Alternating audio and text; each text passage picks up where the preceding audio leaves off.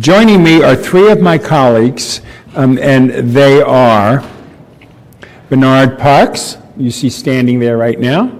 Sitting in the chair is Paul Koretz. Tom Labange is where Tom Labange is, right over there. And so we have a quorum. There are four of us here. The fifth member, Richard Alarcon, is not here. I'm told he's in Chicago. I don't know if he's at that meeting or not, but he's not here.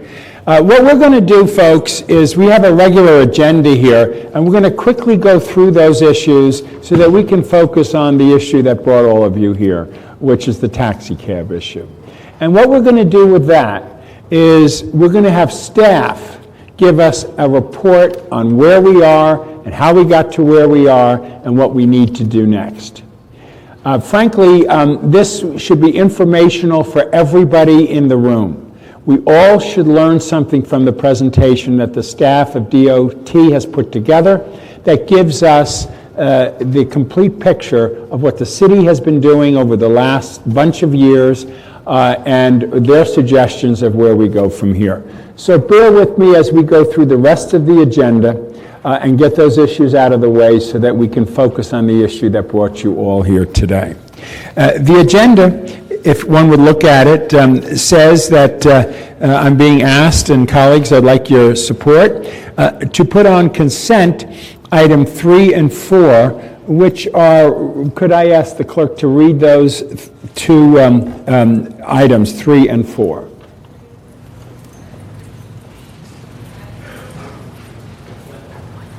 Item 3 is the DOT report relative to the renewal of temporary preferential parking district number 150, and item 4 is a DOT report relative to the establishment of temporary PPD number 168. Do I have a motion to move forward with them? Sure, I think we should move forward. Mr. Labange has, and Mr. Parks is second. All those in favor, say aye. Aye, all four have. So that those two are gone. Let's go to item number 1.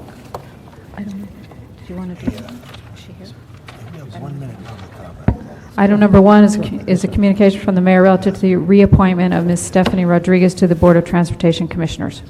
And she's not here today, so we're going to take this to the full council on Friday. Is that right, Maria?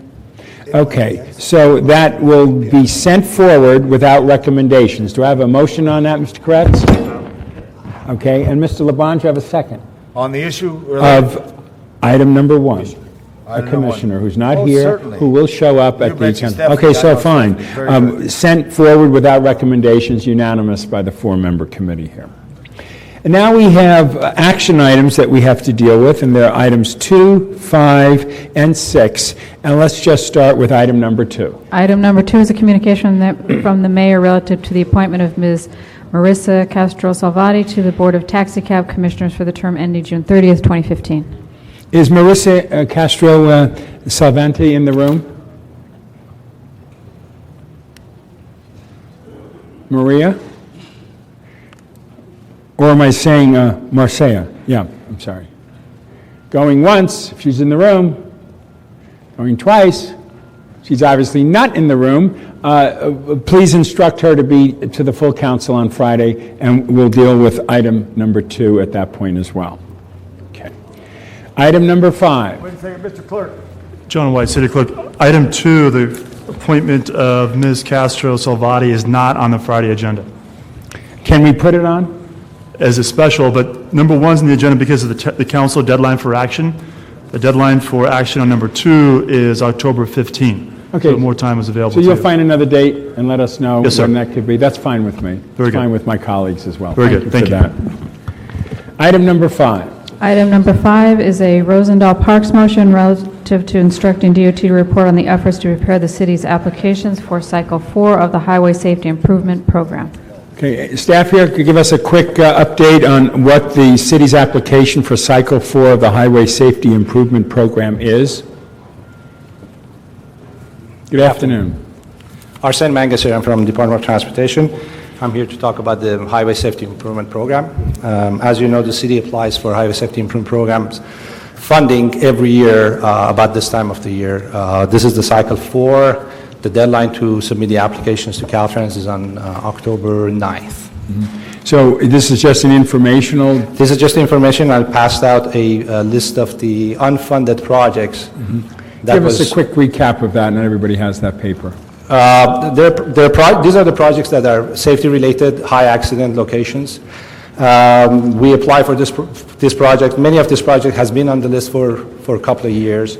Every year we improve them, and a bunch of projects get funded through this list.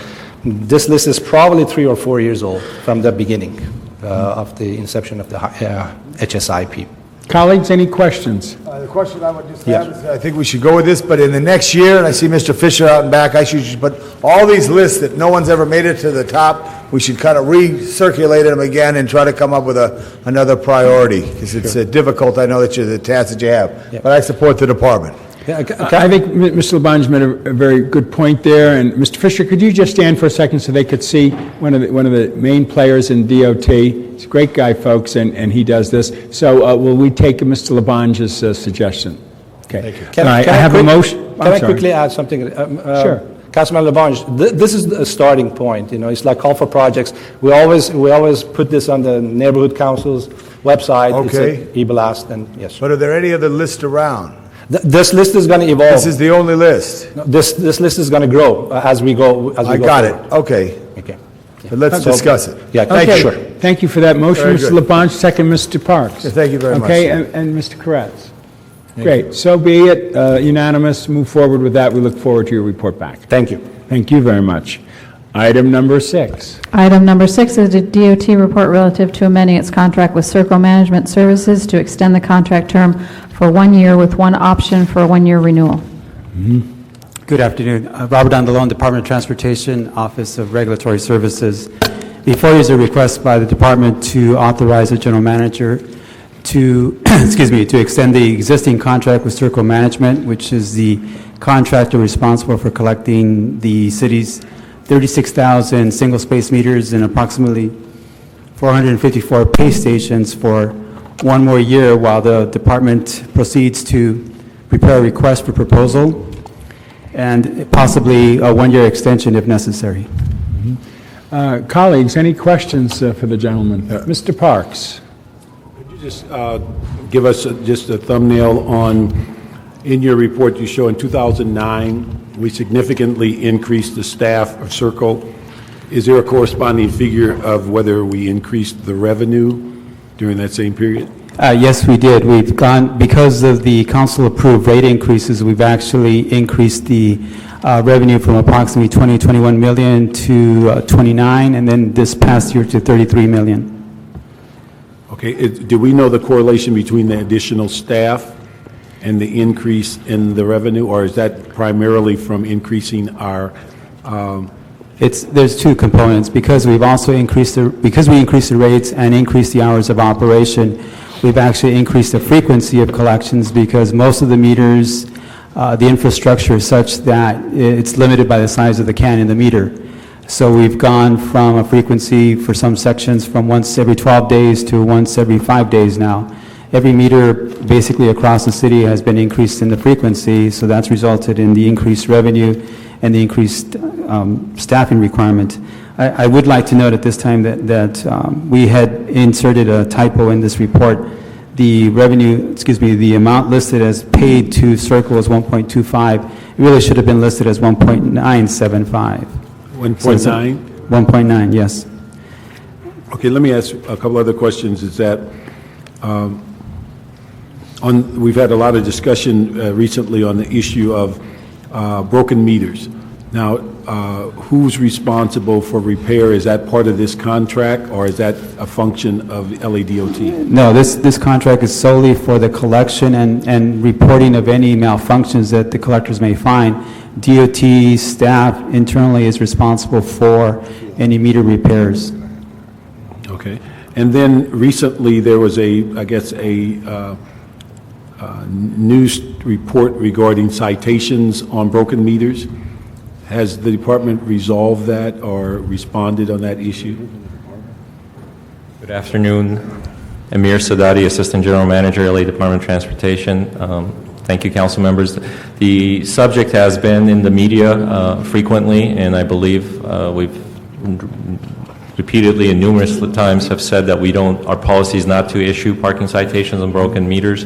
I think there's some perceptions out there, but I think one of the key steps in moving resolving that has been the council directing us to install 10,000 new single-space meters, and we just completed that last week, and I'm happy to report that to you at this point.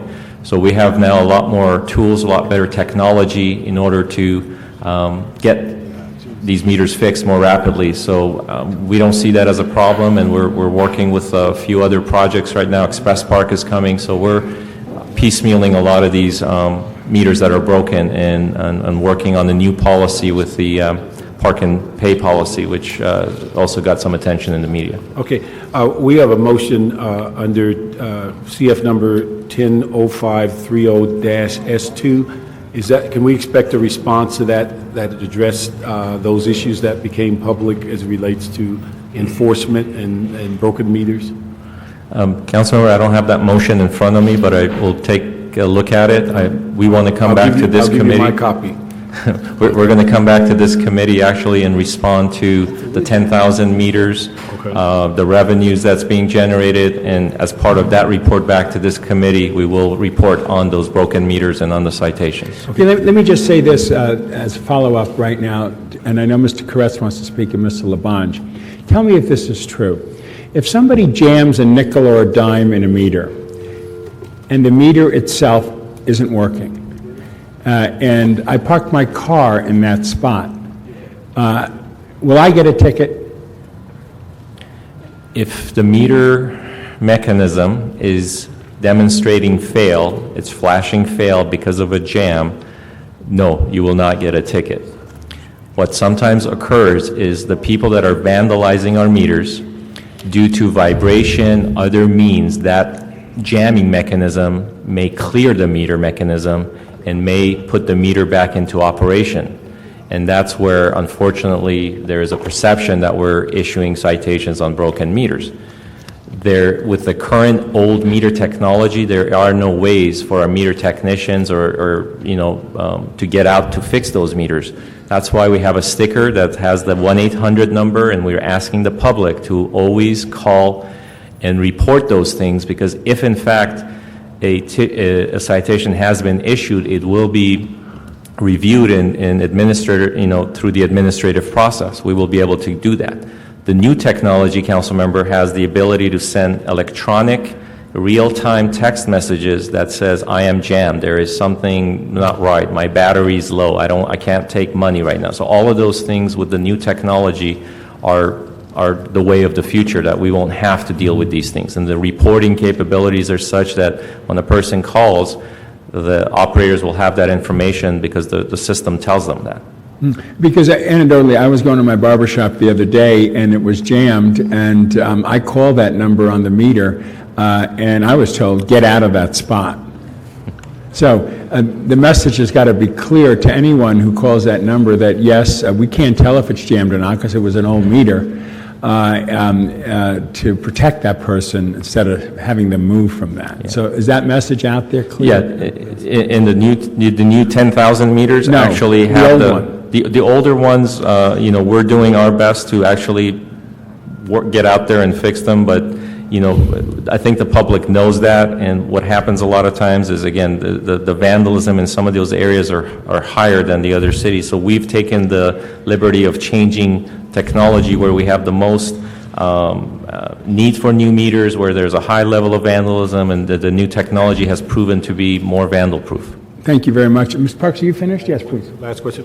Could you explain, I think at several of our meetings in the past, we've been trying to monitor the Circle contract and the ACS contract and whether they will close out around the same time, because at one point I thought we were going to try to go out to RFP for the entire operation versus having the current two parts or separation. Can you give me an idea how that's working? Sure.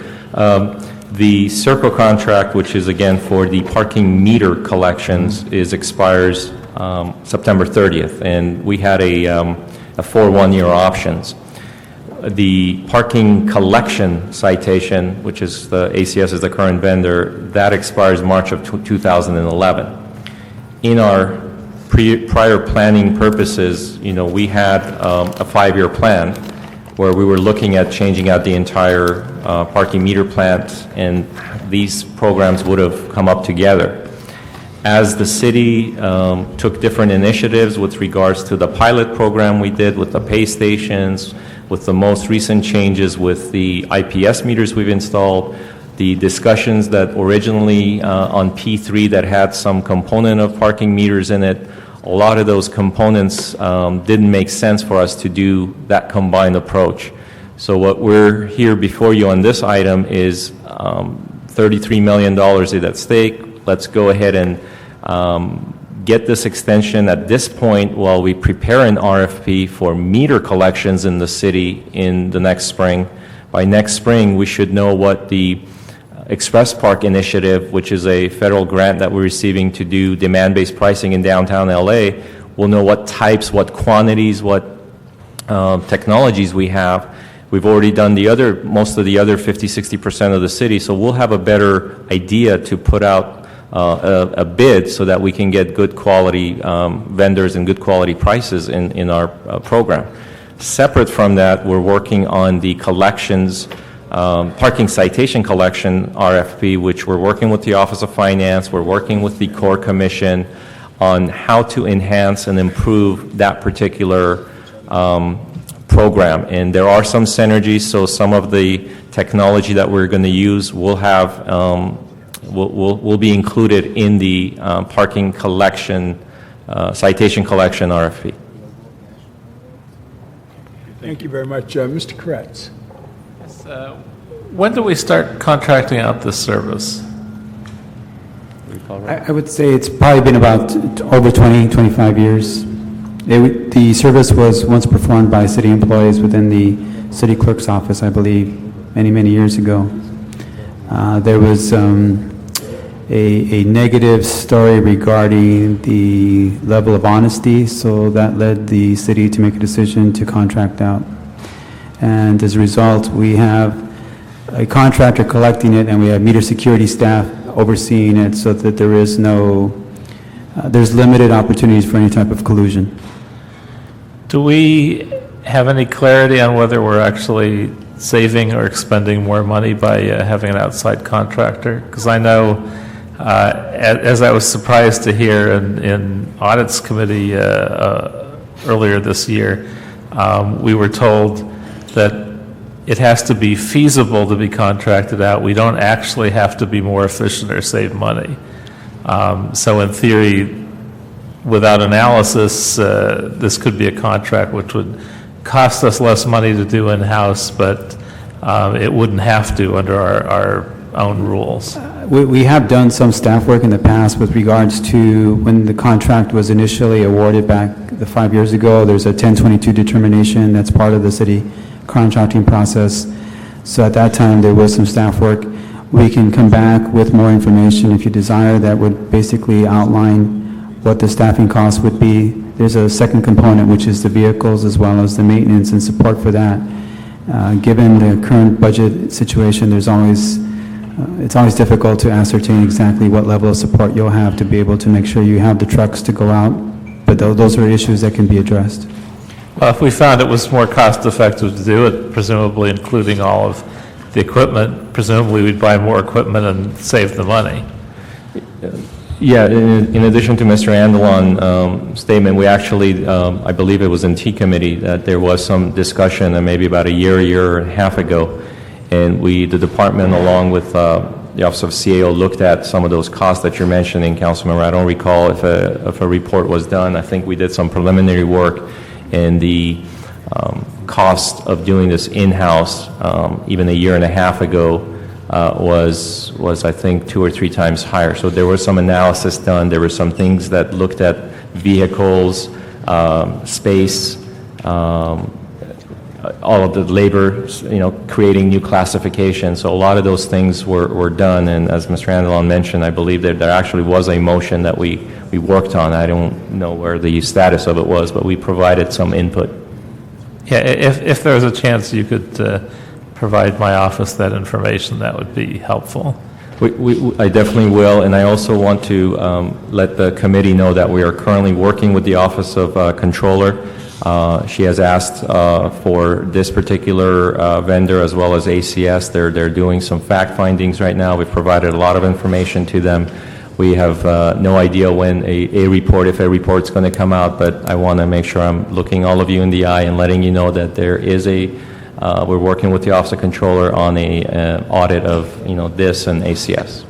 And did we ask this company for a voluntary 10% decrease in their contract on renewal? And if so, what did they give us?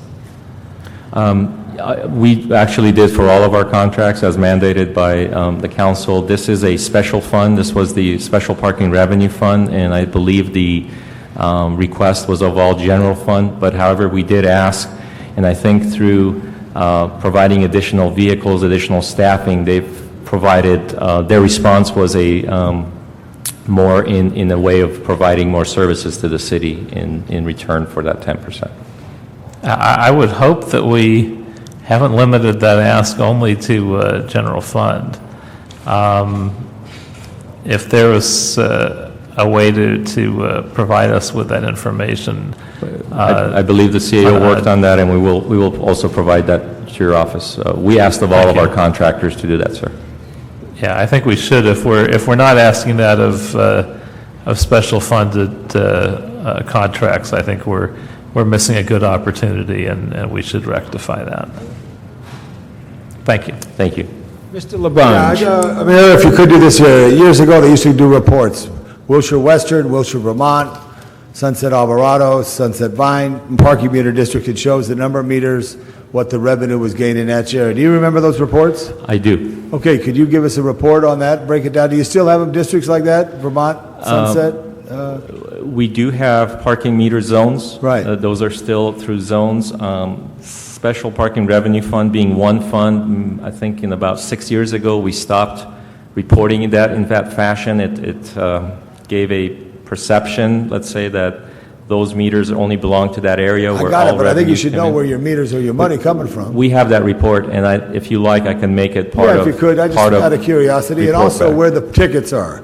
What part of the city gets the most tickets? What districts get the most tickets? Statistics are important to make decisions, so if you could, in the next 60, 90 days, whatever you get punched out of a computer. Mr. Chair, the floor is back to you. Thank you. Thank you very much, Mr. Labange. But it is interesting to know which communities put more money into those meters, as I call it, gold in the gutter that we've been picking up lately in this tough time. So I look forward to that as well. Thank you for your presentation. One more comment from Mr. Parks. Could you make sure in those report backs that have been requested, each committee member gets one? I think the one you referred to on the cost analysis was a motion that I did that asked for what was the cost if we came inside, and then the issue of the breakdown of the meters and citations, I think, would be helpful for each committee member. I'll double check that, sir, and I believe we did a report, and if it wasn't finalized, we'll find out what happened and get it to you.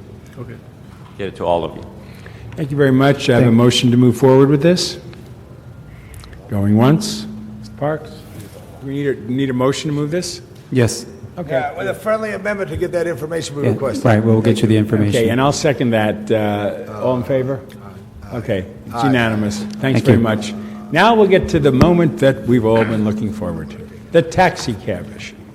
First of all, before we go into a presentation, and the presentation will be made by city staff, I spent a few hours with city staff yesterday actually learning a lot, and it was a very candid and frank discussion of why are we at this stage today, and how did we get here, and what needs to be done to go forward.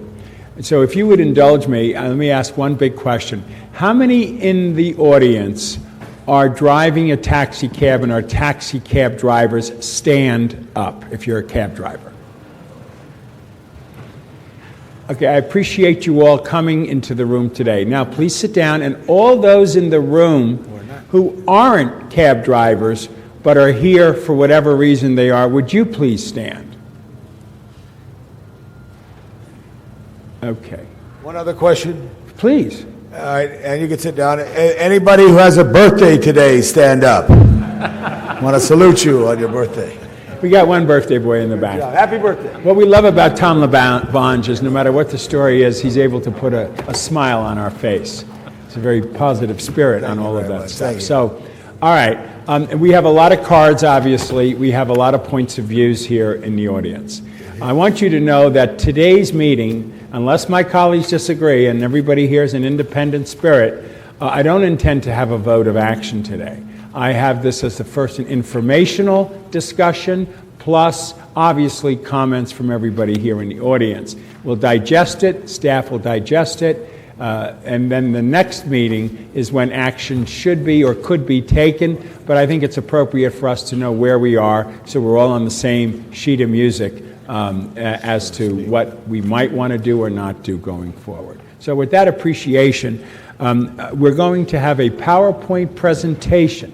This will be an interesting learning experience for all of us of the taxi cab franchise history and renewal options for the city of Los Angeles, the history of the current advancement and future possibilities. I turn it over to staff to take us through the PowerPoint presentation, and then if you have any questions based on that, tie them into your comments when you get up to speak. And when you get up to speak, if you all intend to speak, we're going to do 1 minute for each person, because otherwise we'll be here way beyond a lot of people who want to go to work and a lot of people who have other commitments. If that doesn't work and we need to come back for a second meeting for more of that, then we will do that. We want to hear everybody's voice in the situation. Turn it over to city staff.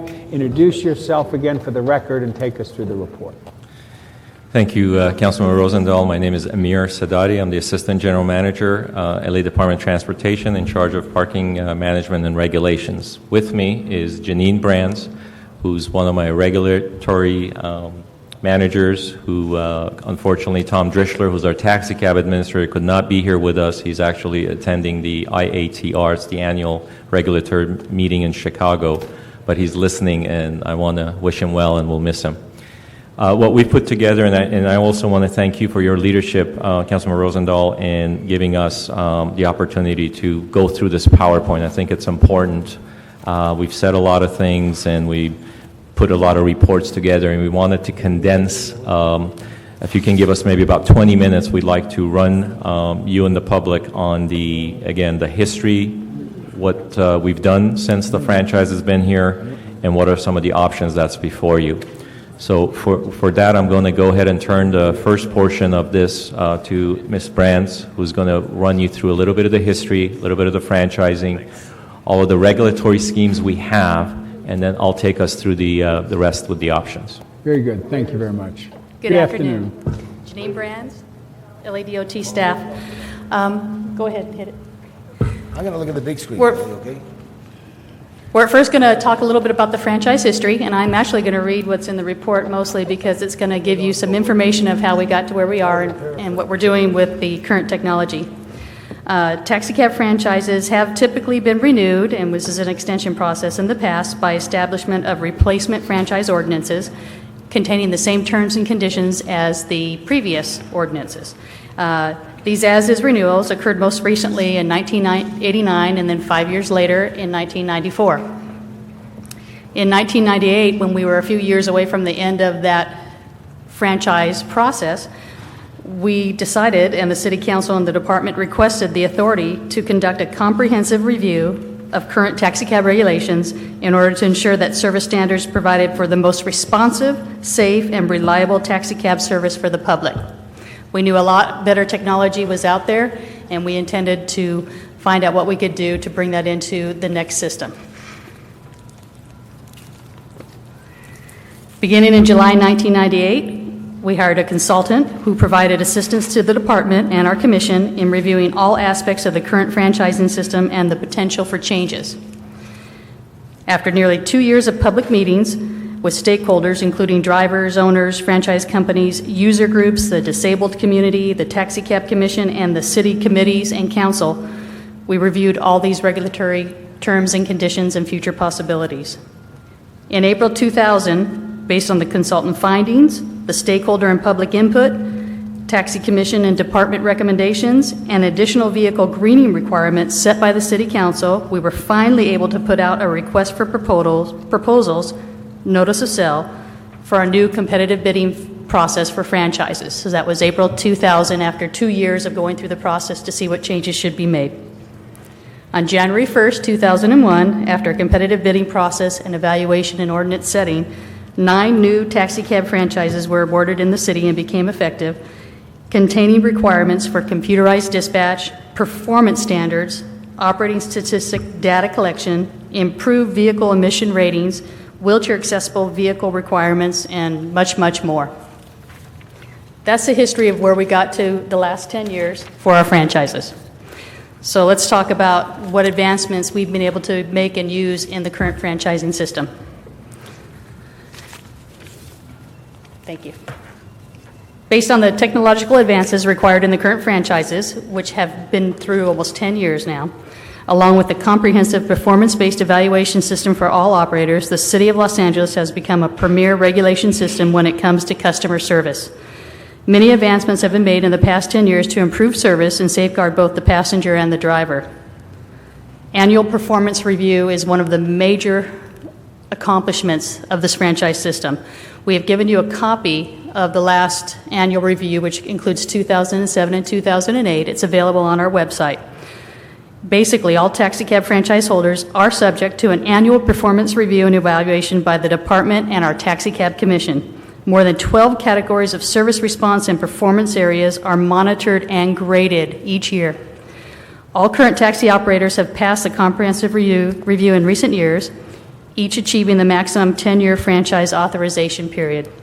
Staff has provided you with the most recent performance evaluation, and again, it's on our website. Part of that performance review comes along with our requirement to have computerized dispatch in all taxi cab operators. This is an automated trip dispatch process that collects 100% of the trip data and has to have 100% reporting to the city. Minimum service performance standards must be met in all areas of the city, and based on such a system review, the city has been able to improve some typically underserved areas from as low as 33% of trips responded to on time to up to 70%. That's a great improvement. This often happens because of financial incentives given to drivers from the companies. The membership dues come in, and part of that is to get these drivers to answer those calls in hard-to-serve areas on time. Overall city service responsiveness has climbed to more than 80% of all trips completed on time. That's a 15-minute response from service request, which is very, very good. GPS vehicle location systems. In 2008, as authorized in the franchise ordinances, all taxicab operators were required to install global positioning systems in each taxicab that work in concert with the taximeter and the mobile data terminal. That's also in the taxicab. Vehicle location and arrival time stamping records are kept for each metered trip, along with a complete tracking record of the trip path. The GPS signal can be initiated by a driver when an emergency occurs, improving driver safety. Smart meters. These are taxi meters, and by 2009, as authorized in the franchise ordinance again, all taxicabs were required to change to taxi meters that could provide more information with regard to each trip and be able to send information regarding that trip to the company dispatch and computer systems. Such meters were necessary for fraud detection. Let's talk about meter fraud detection. In 2009, with the additional requirements being met for the installation of smart meters and our GPS systems, the Taxicab Commission was also able to mandate that each taxicab operator provide a meter fraud detection program that compared actual distance traveled from the GPS in the vehicle to the meter distance charged to the customer. If the two values are too far apart, the trip is automatically flagged for review for possible meter fraud. This has very much reduced our number of complaints of high meter rates in the last year, and we expect it will increase in the next year. Increase as far as a decreasing number. Printed meter receipts. As authorized in the franchise ordinances again, the board was also able to mandate that the drivers provide a printed receipt from the taximeter to customers for each trip. Some of them had to change or add additional equipment to their taxi meters in order to be able to print that receipt. The receipt documents the vehicle and trip designation for any complaint or overcharge investigation. City Ride debit cards. This is the latest advancement, and this is really terrific. In 2010, the city instituted a cashless, paperless City Ride payment program. With the use of the smart meters and the GPS documentation, a customer uses a City Ride debit card to pay for taxi trips instead of paper vouchers. This new system removed the previous high burden of paperwork for each City Ride trip that was on the drivers, all the voucher collections that had to go to the companies, submissions to the department, and then finally, after we got to review all the information, to provide the reimbursement for the City Ride vouchers. Now, a customer can see the amount of City Ride balance on their card, and the trip is well documented with a quicker driver reimbursement. This technology will eliminate much of the City Ride fraud that occurred in the past, while making this service more convenient to the driver and the passenger. And I'll say we're still working out some of the little wrinkles in the system, but everybody now that's a City Ride client in the city has the debit cards and can automatically recharge those cards. Wheelchair accessible trip response. Through the computerized dispatch system, we're able to provide a separate analysis of the wheelchair accessible vehicle service and customer needs, and it's completed on a regular basis. Now that we have actual on-site arrival time from the GPS records, the board can mandate minimum service performance standards for these vehicles. Customer complaint review. This is through our transit store and online website. The city has administered a complaint processing system where anyone can phone, email, or use the website to register a complaint, or a comment, or a commendation. City investigators review these complaints and work with each taxicab company to resolve issues and determine actual trip information. I'm going to tell you the number of complaints has been reduced from what we received to about 300 to 400 a year, and it's less than 200 now. Service response, service demand is also down, so drivers are willing to pick up more of the trips, but complaints in general are much lower, and in particularly the meter fraud type of complaints. So we're really, really pleased with that. Thank you, Janine. So that takes us to where we are now, and we wanted the committee and the public to understand how the franchise operations have worked, what current measures are in place for us to make sure and have everybody accountable. So we do have a system that is currently working.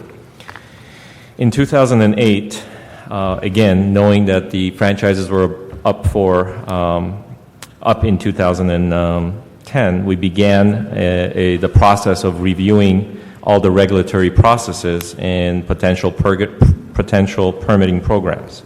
In October of 2008, a request for proposal for consulting services was approved by the Board of Taxi Cab Commissioners and City Council to review all aspects of the taxi cab regulatory programs.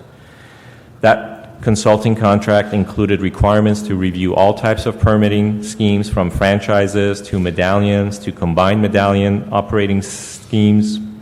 The consultant was also to review the working conditions of taxi cab drivers, company and driver transparency issues, and potential improvements in social benefits for drivers. In July of 2009, the contract was approved. The consultant began their work. Shortly thereafter, October of 2009, at the request of the Transportation Committee and the City Council, the consultant was provided a termination notice. Could you explain that? Okay. We came in front of the committee and we provided information, which is, again, on record, that the contract was signed by the mayor. There was a technical question that this contract should have been approved by the City Council. So the City Committee and the City Council ultimately voted to have the general manager exercise her right and terminate that contract. And we testified at that meeting, and we testified all along with the budget hearings, that having done that, we will run into a time crunch because the franchises will expire in 2010, December 31, 2010. So, having said that, we received many of the reports from the consultant on what the work that they had done in that 3 months. Out of the $250,000 that was approved for that consulting contract, $124,000 was expended, leaving us $126,000 available as of right now. The Taxi Commission and other stakeholders have provided in-depth list of items to be included in any new consulting contract. So we've gone through a couple of Taxi Commission meetings. We asked for all stakeholders to give us their input in writing, and putting all that into a report, we estimated that cost to be approximately $400,000. And if you don't include a multimodal transportation study, then that's a little bit less at $300,000. However, such a contract, again, would look at the schemes versus medallions versus franchising or some sort of a hybrids and all of the other, nuts and bolts, as you want to call it, the driver working conditions. And I think this is the most important thing I'm going to keep repeating today is the current franchises are set to expire at midnight on December 31, 2010. That's New Year's Eve. Many people will be partying and drinking. And if this council, this city, does not act one way or another, make a decision on a renewal without a published ordinance, you will have unregulated illegal taxi activities in the city of Los Angeles come New Year's Eve. What's the date we must exercise in this council, in the city, so that we get it done before the 31st? What do we need to do? What time? That is the next bullet, so I'm going to good. read that, and that's really an authorization for a replacement ordinance must be approved and published no later than November 30th, 2010, for it to be effective 30 days. I understand there are some urgency and emergency clauses, and I'm not familiar with that, but I think the time to act is now here, and I hope through our presentation, you listening to all the stakeholders, that a decision is fairly made soon on a form of replacement ordinance. Mr. Labange. Do you think we should act today, or as the chairman said, digest this for a week or so? That's fine. I'm just putting the But it should factuals. be within the next 30 days we should act.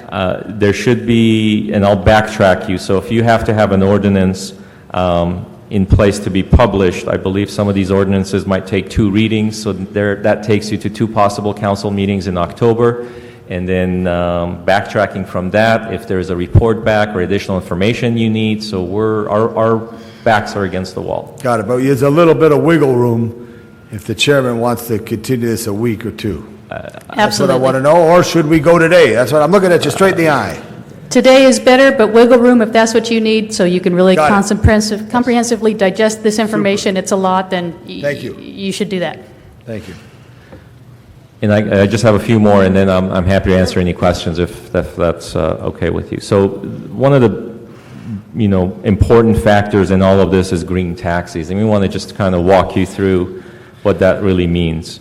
As part of the current franchise ordinances, the board can mandate additional green vehicle requirements. As Janine mentioned earlier in her presentation, that the original franchise 10 years ago at that time had standards in place based on older standards, and all the taxi companies did comply with that. The type of a green taxi mandate, would require a deployment time frame that would allow vehicle owners to recoup the added purchase and maintenance expenses of these vehicles. So a minimum of 5-year renewal period would be required in order to provide a comprehensive green taxi program in the city. New and used hybrids and CNG fuel vehicles are becoming more and more available and becoming more cost effective. In late 2008, the Department and the Taxi Commission began public discussions on potential vehicle options and availability for future improvements in the smog pollution and greenhouse gas emissions. There was good public discussion. There was a subcommittee formed by the Taxi Commission. Staff did a lot of work, provided a lot of reports to the stakeholders and the Taxi Commission and the public at the time. However, as the discussions with the consultant came upon us, it was decided and determined that the green components should be included in the consultant study, which was part of the consultant study that was unfortunately terminated. So based on that termination, the department nor the Taxi Commission had any additional chance to further discuss that with all of the environmental groups and be able to really further discuss that. That's where an opportunity would have been made for us to further, in the middle of what we had done, we stopped. We said, let an independent consultant come in and take a look at that. As they did that, we terminated that contract. So the greening component wasn't fully, vetted. And we'll talk about that in the next sections as far as our options. So based on the initial franchise green taxi requirements that were established in 2000, all of the current operators have actually exceeded their minimum requirements. Although the smog pollution levels improve over time with the purchase of newer vehicles and greenhouse gas emissions can be reduced by half with the operation of these alternative fuels, the high mile per gallon savings are a way for the drivers to pay less for gas prices. Should a minimum 5-year renewal period be approved for the taxi cab franchisees, the department would recommend the board establish a new green taxi mandate that would require up to 75% of the taxi fleet to become alternative fueled or high miles per gallon vehicles with a SULEV pollution rating. And again, this might be a little too much detail, but we want to make sure you had all this information. This equates approximately 14% of the 2,300 current taxi cabs to become approved green vehicles each year. In that discussion and all of that, again, if the policy decision is to renew with a greening, the greening component still needs to be vetted, still needs to be voted on and have more input from all the stakeholders. So that's not here. What's before you is the exact type of greening is not before you, but it's one of the options where if you do decide to go, then a greening component is a way for the city to have that, and I'll get into that. When you say that this would equate to 14% of the 2,303 current taxi cabs to become approved green vehicles each year, how would we enforce that to make sure that they do it each year? The board, per the franchise ordinance, has the right to set by resolution a increased emission control policy, a greening policy, and they would establish that, after public hearings and hearing and vetting the total process, would establish those requirements over time, and by board order, it would be a new taxi cab rule, and it would state this is how much of each fleet can be exempt vehicles for the larger passenger, like minivans or maybe Ford flex vehicles that have like 7 passengers. You need some of those vehicles. You'd make them as clean as possible, and those are ULEV, ultra-low emission vehicles. But the rest you'd want to go to the next pollution improvement, which is SULEV, and they're out there now, and it would be some of the smaller vehicles now, the Toyota Priuses, the Ford Escape hybrids, the CNG, compressed natural gas fueled sedans. They're all out there. They're SULEV, super ultra low emission vehicles with less smog pollution. And also you'd want to get that greenhouse gas reduction, which we can't get unless you go with a cleaner burning fuel. The more carbon you burn in your fuel, the more greenhouse gas you provide to the environment. Okay, and that's CO2. And if they don't do it, what do you do? That's part of the performance evaluations. Everything that's required in the franchise ordinance has to be followed, whether it's via a taxi rule per that ordinance or a new resolution. Same thing with performance evaluations. It's part of those aspects of the performance evaluations. And if they don't follow them, the board has the right to recommend termination for breach of contract to the city council or to impose fines if they do it but maybe not fast enough. They have different options. Okay, thank you. So the current city taxi fleet includes about 56 CNG fuel sedans, 21 hybrid Toyota Prius sedans, and 4 hybrid Ford Escapes out of that 2,300. So there is much room for improvement. Wheelchair accessible vehicle grant. I think this is another important concept that I'd like the committee to understand, is based on a lot of discussions we had with the disabled community, the Commission on Disability, and also review of the customer complaints. The city aggressively pursued a grant to purchase additional wheelchair accessible taxi cabs. The city was awarded $2.5 million in federal grants to purchase and deploy 50 additional wheelchair accessible vehicles. 80% of that grant, $2 million, is provided through MTA. The remaining 20% will be paid for by the taxi cab owners. Such a grant would increase the percentage of wheelchair accessible vehicles from 7.4% to 9.6% for the total taxi fleet. This would rank Los Angeles among the top in this area.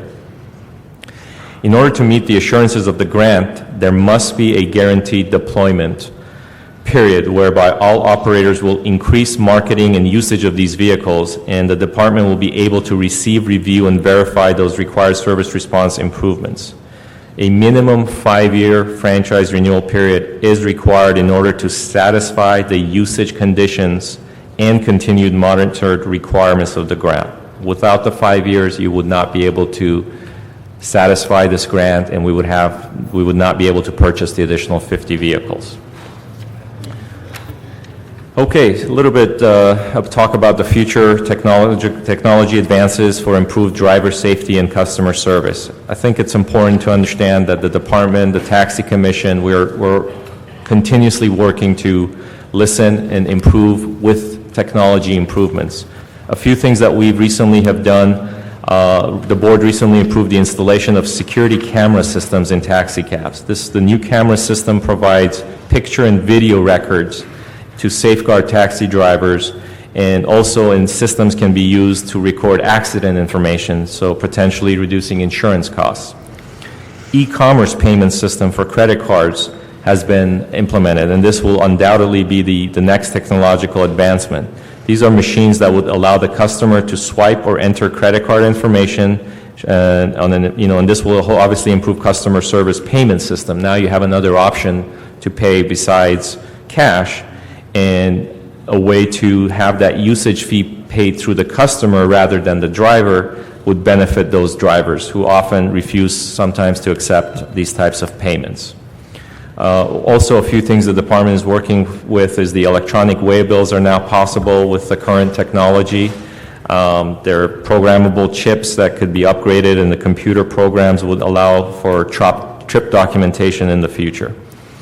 And also there's trip tagging and tracking records that can now be maintained by taxi operators and made available to police for investigation of crimes and driver endangerment. And we've unfortunately had a few cases that right now we're working with the police department on that. So that's another benefit, and we're moving forward. So I think we're close to the point of us trying to explain the renewal options for you. So before I get into the renewal options, are there any questions, or you'd like me to go through the renewal options and then answer any questions? I would prefer you to go through the rest of it and then take colleagues' questions. So thank you for your patience. We're almost done with our presentation. As is allowed per the city charter section 390, the city may authorize the renewal of a franchise that is about to expire by the issuance of a replacement ordinance meeting the same terms and conditions as the original ordinance. Such a renewal process has been completed many times in the history of the franchise system since early 1920s. The city must direct the department as to which time frame for renewal it desires. Based on that decision, the department would return with the renewal report and the city attorney-approved replacement ordinances. Renewal ordinances must be approved and published no later than November 30th, 2010, in order to have the legal authorized taxicab transportation services effective January 1, 2011. As part of this report, the department has provided 3 different renewal periods: greening the fleets, adding additional wheelchair accessible vehicles, and the ability to review regulations and provide further contracting possibilities is discussed for each renewal option. Option 1. Option 1 has a 3-year renewal period, taking the franchises to December 31st of 2013.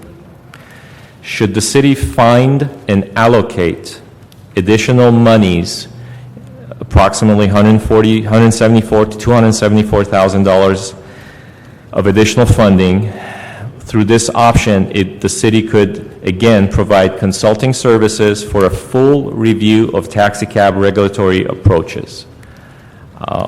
There is a lot of ifs there, but again, this option would be a 3-year renewal. In that time frame, if additional monies could be allocated, then the department could work on the comprehensive review of the taxicab regulatory approaches, along with all of the other things that I mentioned earlier.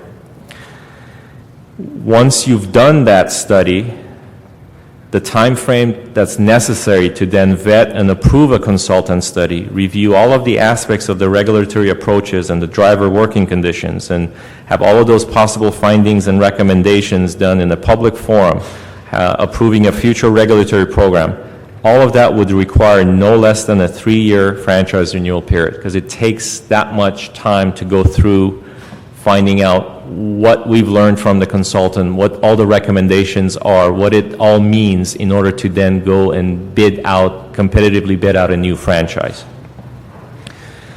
With this option 1, however, the city would not be afforded a substantial greening of the taxi vehicle program, nor would the city be able to accept the wheelchair accessible vehicle grant due to the deployment conditions required in the grant. That's option 1. Option 2, as I believe there was also a motion on this, includes a 5-year renewal period that would take the franchises up to December 31, 2015, again with the same terms and conditions.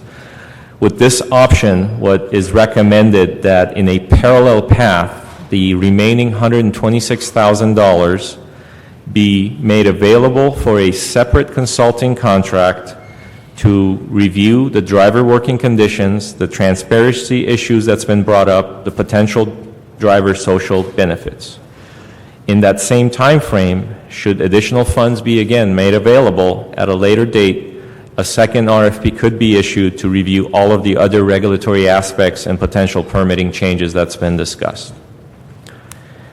The current and existing taxicab performance monitoring programs and all of the technological advances would continue, with the operators required to maintain acceptable service conditions in order to maintain their franchise authorization. So this goes back to your question, Councilmember Rosendahl, what kind of teeth do we have? We have the ability for termination or financial penalties if they don't comply. Okay, when you say that with option 2, which would do the greening, you say it has to have 5 years to do that. Why?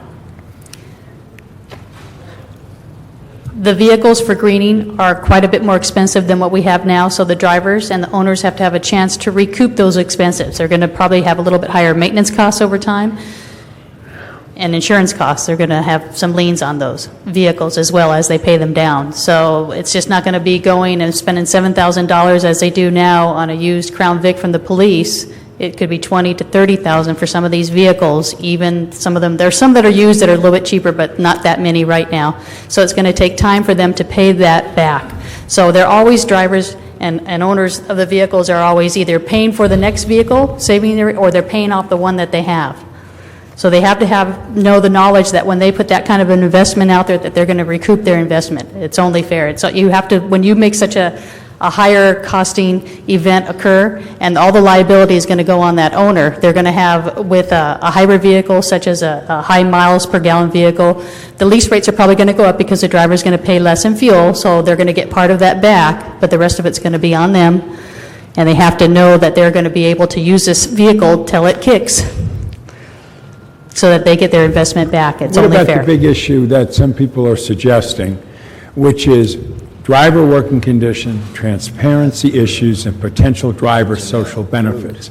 That would go parallel in the same 5-year period. Could that not go quicker and get that report in earlier? And could that possibly assist us in this or not? As soon as we know what the time frame is, and if we get the authorization to use part of that money now separately, we would go out for a consulting service, but it'll take several months before the consultants is even vetted and hired, and then they'd start that process. So it'd probably be a couple years in before you get all those full results, and that will help you as you analyze and go further. But meanwhile, with the 5-year, you could also do the greening, the wheelchair accessible, and have that, and then know if you need to end at 5 because you've found enough changes, even without the other part of the contract, just to know with driver working conditions you want to make changes in the future. But at the same time, you would have the greening component and the wheelchair accessible component. But could we also, in that same 5-year period, if that's what you say they need to amortize the cost of the vehicle, and you said, they need that time frame for making it happen, could we have running at the same time other conditions that they would have to meet simultaneously and not wait another 5 years. If we went with a 5-year, could we put more requirements in there than just the greening? As long as they're allowed under the franchise ordinances. But we have, some of that technology, you've noticed that we've implemented in the last few years. It was 2007, 2008, 2009, 2010. Right. Each year, we have increased the technological requirements, and we see a few more coming their way for just computer programs and taximeter changes. So we always, within the ordinances, if it's allowed, if technology is made available that is cost-effective and is a good thing for either drivers or the constituents, then we go to the commission and they usually require it. If it was within the mandates and the abilities to authorize it within the terms of the franchise ordinances. And when we did those ordinances 10 years, we thought ahead, thank God, and you guys looked at it and said, that sounds good, because it gave us the leeway with technology, as long as it was cost-effective, to add some of these components, which we have done in this 10 But years. I know, and you've done a great job on that, but can you also have the transparency issue and worker issues? Yes, we would love at to the go same through time? that. We would, absolutely. That would be for the 5-year. You could even say, hold on a year and let's see if we get more money to go out with one contract, or hell's bells, let's go out with the first one for driver working conditions, transparency review, driver social benefits. Let's do that first, because we can do that one separately. And then if additional funds even 2 years later came down the road in that 5-year period to go out for another consultant to review all the possible future permitting processes, heck, give us that money and let's do that too. Yeah.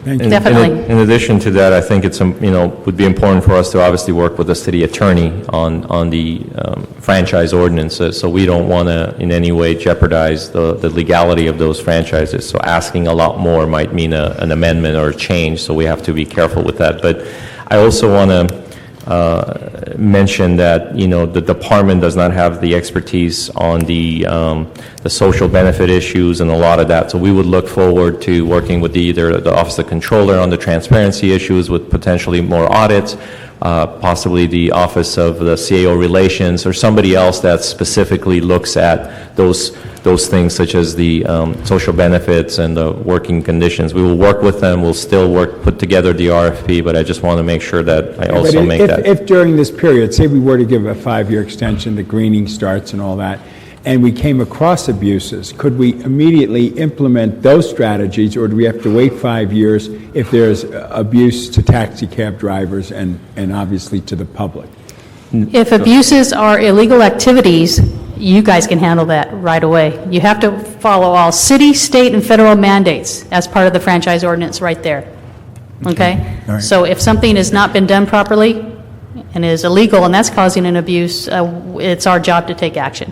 If it's something that's more of a contractual disagreement, then we don't have much power there. But it would depend on what the findings were, and we would work with our city attorney as to what action that we, the city, or the commission, or you, should be taking. Okay, thank you. Sorry So for the interruption. in finalizing option 2, you've got the 5-year, talked about the 126,000 in the parallel path, taking that priority and getting that work done, providing a greening component, as we discussed, a comprehensive green program where we would work with all the stakeholders and have the board ultimately make that decision and bring that back to you.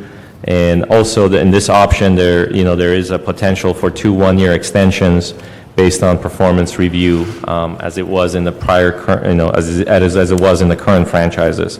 So the board or the city would not approve any franchise extensions if it had documented plans for other changes or that could not be achieved with the existing system. And finally, that takes us to the option 3 that's before you. And the third option includes a 2-year renewal period that will take the franchises to December 31, 2012. However, this 2-year would only provide time for a review and possible tweaking of the existing franchise system. It would not include a RFP for consultant services that would review all of the permitting possibilities that we discussed. The department, the taxi commission, the taxi cab industry user groups, and other publics would review all aspects of the franchising, the new potential franchising system, to determine where changes are needed. Within an 18-month period, then the changes in the franchising would be provided to the City Council with a possible recommendation to complete a competitive bidding process for new franchises. With a 2-year franchise term, or with option 3, the city would not be able to mandate a green taxi program nor continue its efforts to purchase and deploy the grants for the additional wheelchair accessible vehicles. So before you are 3 options. We took you through the history. We took you through our existing regulatory system. Staff have provided a lot of report to not only the Taxi Commission. We're very glad that we're here before you, but time is of essence, and I just want to make sure that that is understood. I believe we have both our current president of the Board of Taxi Commission, Bruce Iwasaki, is here, as well as our former chair and president of the Taxi Commission, Joe Chiswick. So if you would like them to speak first, or if you have questions for us, we're happy to entertain. Why don't we do this first, colleagues? And Mr. Koretz, please go first. I've had the pleasure of yesterday spending hours with you and asked every question I could conceivably think of. So I think it's appropriate for me to let colleagues speak if they have any additional questions or insights or comments. Mr. Koretz. Well, first on the greening of the fleet. Number one, how much do we accomplish? What percentage of our total pollution that we put out would be reduced by greening our taxi fleet? How would that actually impact the overall pollution picture? You would go almost half in both the NOx, the smog pollution, and definitely you would bring it down more than half with the greenhouse gases. That's in terms of the fleet compared to today's level of pollution. Yeah, how's that compared to the entire level of pollution we put out in the city of Los Angeles? Oh. Is it? Well, we have 2,303 vehicles that work full-time, night and day. Is it what, 10%? Is it 1%? Is it 1/100 of 1%? What I'm trying to figure out is, does this really matter or not? I mean, there are some that say this is just greenwashing, a bad practice. How much of a difference does this really make in the scheme of things? And I think that really becomes a policy decision, council member, in what the policy mayor, city council would like to see how the city is looking at those types of green initiatives. On a daily basis, it's very hard unless you have typical, sensors on every street. So we don't know how many thousands of different types of cars on our streets. What we're saying here is you have a set of fixed fleet. We control and regulate taxis. Roughly there's 2,300 permitted taxis. So that's something that this city, your council will regulate what kind of franchise, what kind of permits we give them. So it becomes a policy decision of how much of pollution,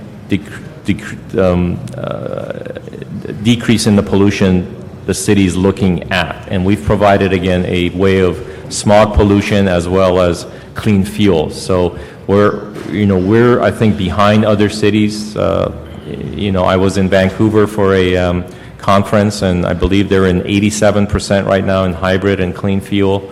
San Francisco and New York have had different programs, and I know there's been challenges there. So we have actually learned from a lot of the other states and cities being ahead of us trying to mandate a certain type of greening. So we've learned from that, and what we're going to propose is not going to be a certain mandate that's going to be harsh to drivers or the companies, So to specifically answer your question, it is I think a policy decision that's to be made, what sort of a greening this city is looking for. And we have control over this 2,300, and through a possible 5-year renewal, you could dictate that. The city can say what those greening components or what the percentages should be.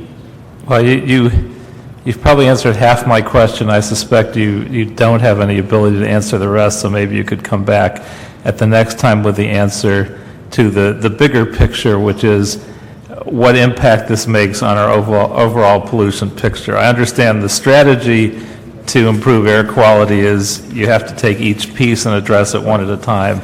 But just so we know what overall difference this makes. Now, so I'll ask you to come back with that, because that's a difficult question. I don't know if we've ever studied that, to be honest. I think it's... So I won't even try to ask you to understand. answer that, because I understand. can't imagine you have the answer. It's just yet another slice as the city goes and cleans its trash trucks or vehicles. It's just yet another slice of the pie, sir. I think that's probably the But if best you way I could can tell us answer it. what percentage of the pie that is and what the overall impacts will be when you come back, I would appreciate it. Then there's another question. I mean, on the one hand, you have a lot of labor issues, and I've spoken to a lot of taxi drivers who are supportive of the renewal that say, this is a piece of the American dream. You can come to this country, you may not even be able to speak English, you drive a taxi, you work hard, you may wind up owning that taxi, you may wind up owning 3 or 4 taxis at some point and driving one. On the other side, we hear from folks that say this is often a very exploitive industry, these are sweatshops on wheels. We shouldn't just be giving a carte blanche renewal to this based on the fact that we want to achieve this greening. You have 2 other pieces of that.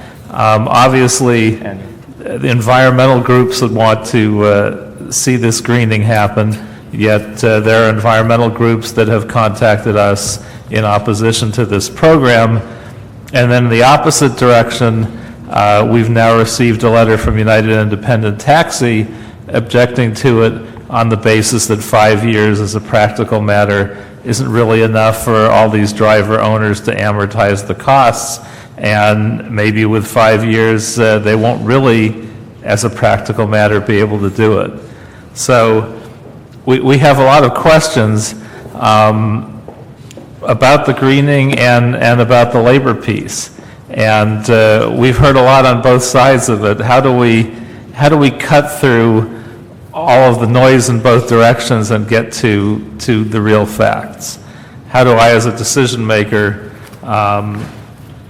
analyze that? And particularly the last one, which I don't think anyone's looked at because this is a newer letter, the one from United Independent Taxi, that one, it may be too short a time, 2, that hybrid technology doesn't work well with their electronic equipment, and that luggage carrying capacity in hybrid vehicles is too small. How do we address all of these questions?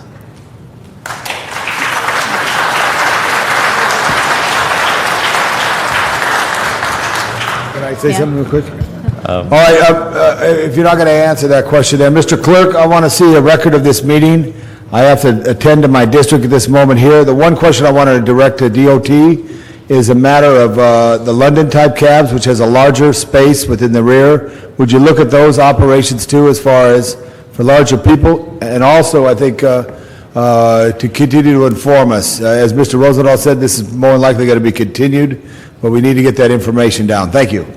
Okay, thank you, Mr. Labange. And in the room is Mr. Cardenas and Mr. Krikorian, who have put a motion forward.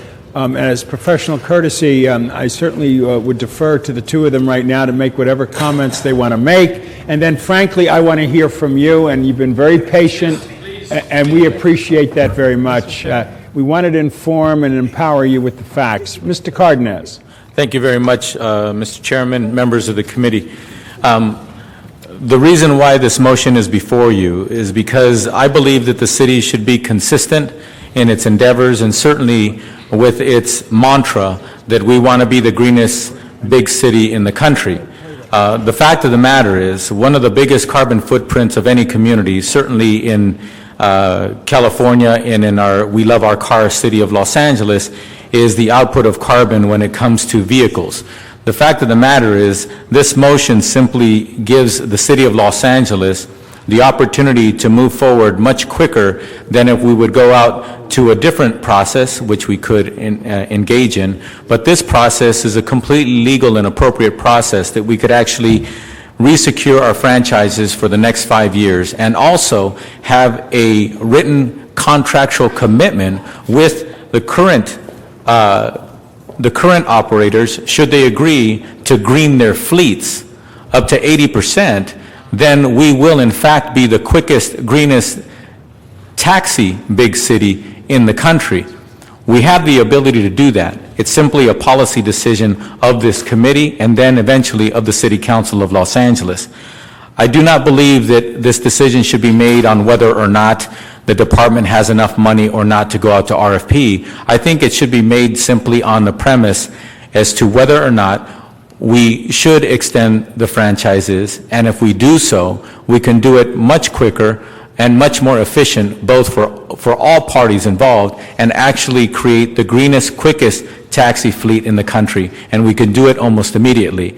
As was mentioned earlier, the City of Los Angeles franchise will end at the end of this year, which is just 2.5 months away. So the bottom line is, what we also have to keep in mind is, because we are a city, a public entity, and we are a bureaucracy, we can't exactly make a policy decision in December and then see that the contracts and everything will be done, and then all of a sudden we have new contracts in place just a couple of weeks later.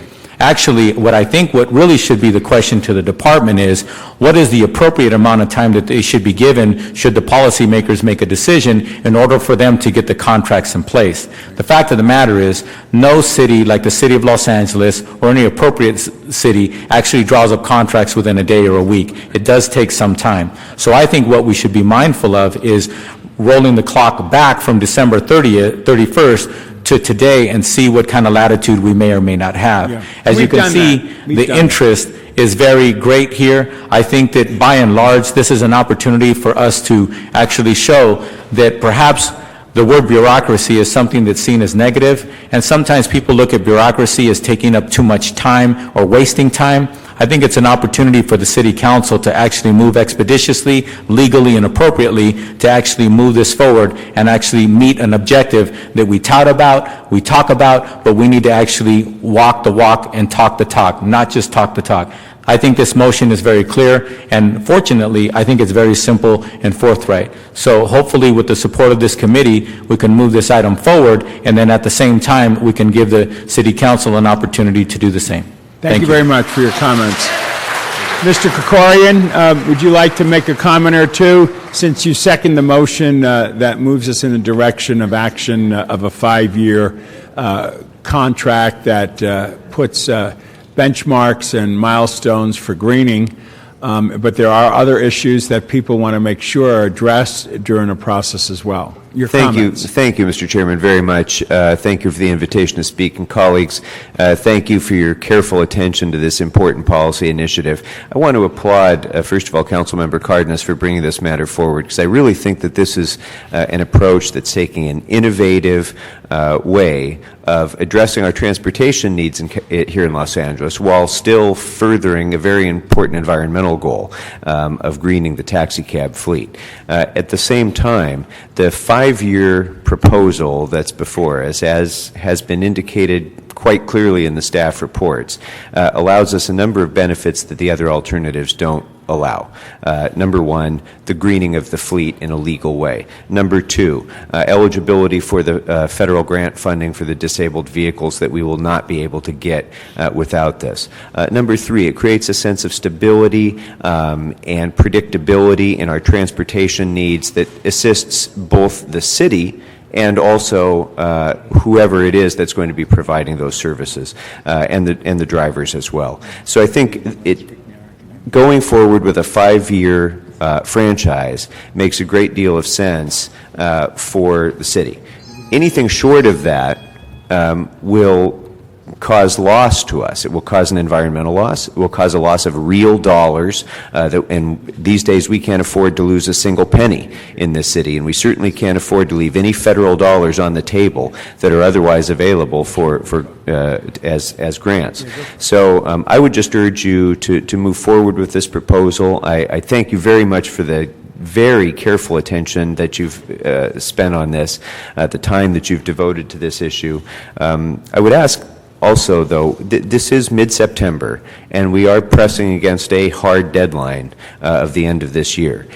We don't make our best policy when we wait until the last minute. So I would suggest that delaying this matter any further is not likely to provide new information that isn't already accessible. I think that we will still be where we are now in making that determination. I appreciate the value of taking more time to think about things, but I do think that the facts are in my view and in the staff report, fairly compelling, fairly clear, and by delaying this matter further, we do risk the possibility that an effective policy may not get accomplished by the end of the year. Okay. So I would urge you to move forward with this. I again want to thank Councilmember Cardenas and urge you to support the motion and to move it out of this committee today. Thanks very much.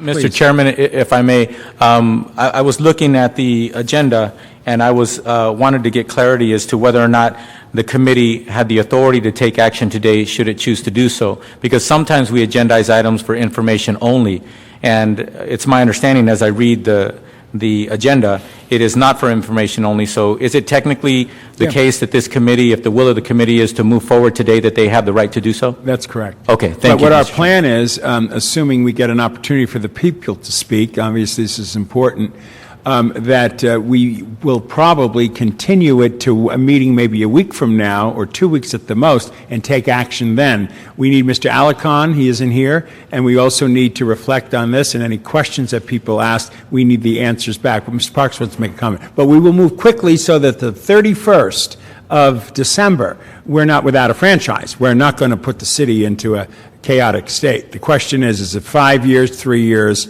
or what? But that is a decision the committee will make quickly at the next meeting after this whole public hearing happens. But we will move quickly so there's no time wasted. We don't want to waste any minute on this, but people have a right to be heard and spoken to. Mr. Parks first. Can I ask a question of either the department or the city attorney? I understand in the existing current contract there's conversation or comments about an expectation of greening cabs. Is that true? The current franchise ordinance clearly states that the commission, our Board of Taxi Cab Commissioners, by resolution, can increase the green vehicle requirement. Okay, did that occur in these last several years? Actually, the vehicles themselves were so much cleaner. Did the board make that kind of determination? No, they didn't have to go further. They automatically improved themselves with the purchase of new ULEV vehicles because the standards changed for vehicles. Okay, we had Tier 1, and now we have Tier 2. In 2004, they automatically, the manufacturers improved their vehicle cleanliness. And up until about 2008, when we did start opening the discussions with the commission again on what would be our greening opportunities, because now finally hybrid vehicles and other high miles per gallon vehicles and CNG vehicles became more available and affordable in 2008. A whole list, and every month there seems to be another vehicle out there. Okay. Now some of those vehicles are used, and so as you've heard in the report, some of our operators, they put 21 Toyota hybrid Priuses in already, and Ford Escapes that are hybrid, and many of our operators want to do some of like the Nissan Altima high mile per gallon vehicles that are hybrid, and some that are not hybrid. Are all going to be SULEV emission and also the greening component for the greenhouse gases. So in 2008, we finally got to a point where they were available and affordable, but we were running out of time with the franchise term. Again, you have to recoup your investment. That's amortization of those loans for those vehicles.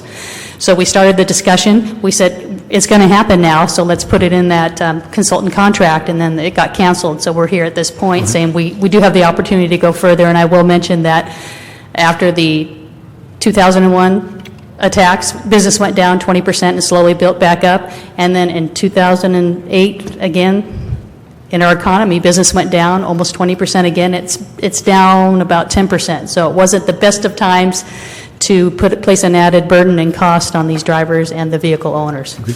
Do you have an idea of how many vehicles were transitioned in this life of this current contract? Either people did it voluntarily or speculated that it was coming? Some of our operators are now doing their own position, and they have vehicles that are multi-use in other districts, so they're greening on their own. But as we said, there's only 56 CNG vehicles, 21 hybrid sedans, and 4 hybrid SUVs, and that's all within the last year. And it's going to increase somewhat, but not to the proportions that we would like to see. And that's out of how many vehicles? Out of the 2303? I mean, so you gave us some numbers, so that's total vehicles that would be available as relates to the 80% is 2,300? Yes, 75% we believe above the 2,300, because some of them we would need to be the most cleanest type of minivans and wheelchair accessible vehicles that wouldn't necessarily be the hybrid type of vehicles. If they become available and affordable later, that's fine, but they're not there yet. Okay. Let me ask the city attorney. I think there was a couple of times it was a comment made that because this is a renewal of or extension of a contract, that we have some limitations as to what could be added to the contract. And I'm just trying to get some guidance, because it would appear that if we're recommending, or at least one of the recommendations, to extend and you turn over 80-some% of your fleet to clean vehicles, that's a substantial difference than the prior contract. So what's the guidelines, or what could be added legally or that we can justify? Yes, Council Member. Under Charter Section 390, subsection C, this council, the city has the ability to renew a franchise for a period up to 10 years beyond the expiration date of the current franchise. Under the renewal or the replacement franchise, the material conditions, terms and conditions must remain the same as the original franchise. Now, as Ms. Brands has discussed in Section 4A of the current franchises, the Board of Taxi Cab Commissioners has the ability by resolution to increase the percentage of green vehicles. That was known in 2000 when we were doing the RFP. All the companies that bid were aware of that. They knew at some point during the period of that franchise, the city was going to require them to green the fleet. It didn't happen when they wanted it to because of the economy, but it was known. Ms. Brands can probably address what was discussed during the RFP process the last time that we had public hearings, that people spoke about this, so that they were aware. I would not, your concern would be correct if it was not in the current ordinance or the current franchises. If we mentioned nothing about greening the fleet, if we didn't have the provision in there, that would be a material change. Okay.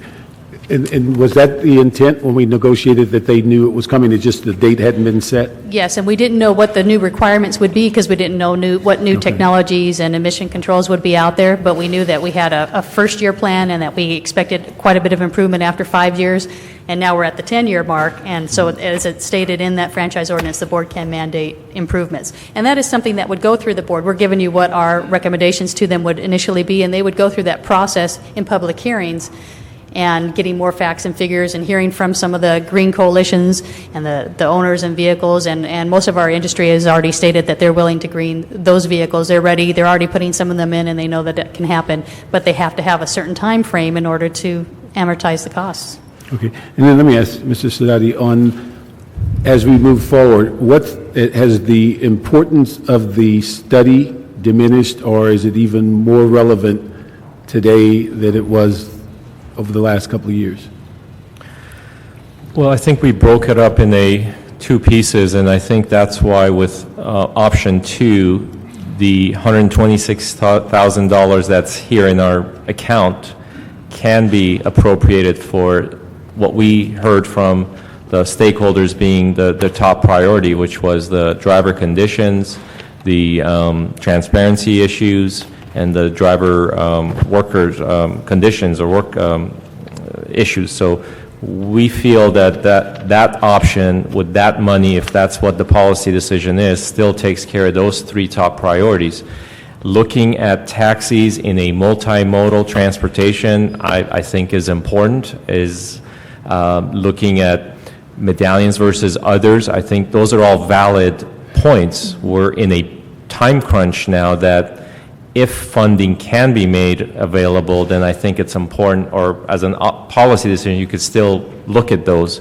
However, knowing that we're in a shortfall this year, we're looking at a huge deficit next year, the department is 29% understaffed right now since last year. As a department, we're also facing the reality of being able to, in a timely manner, get all of this done. And that's why, 18 months wouldn't do that for us in this particular case.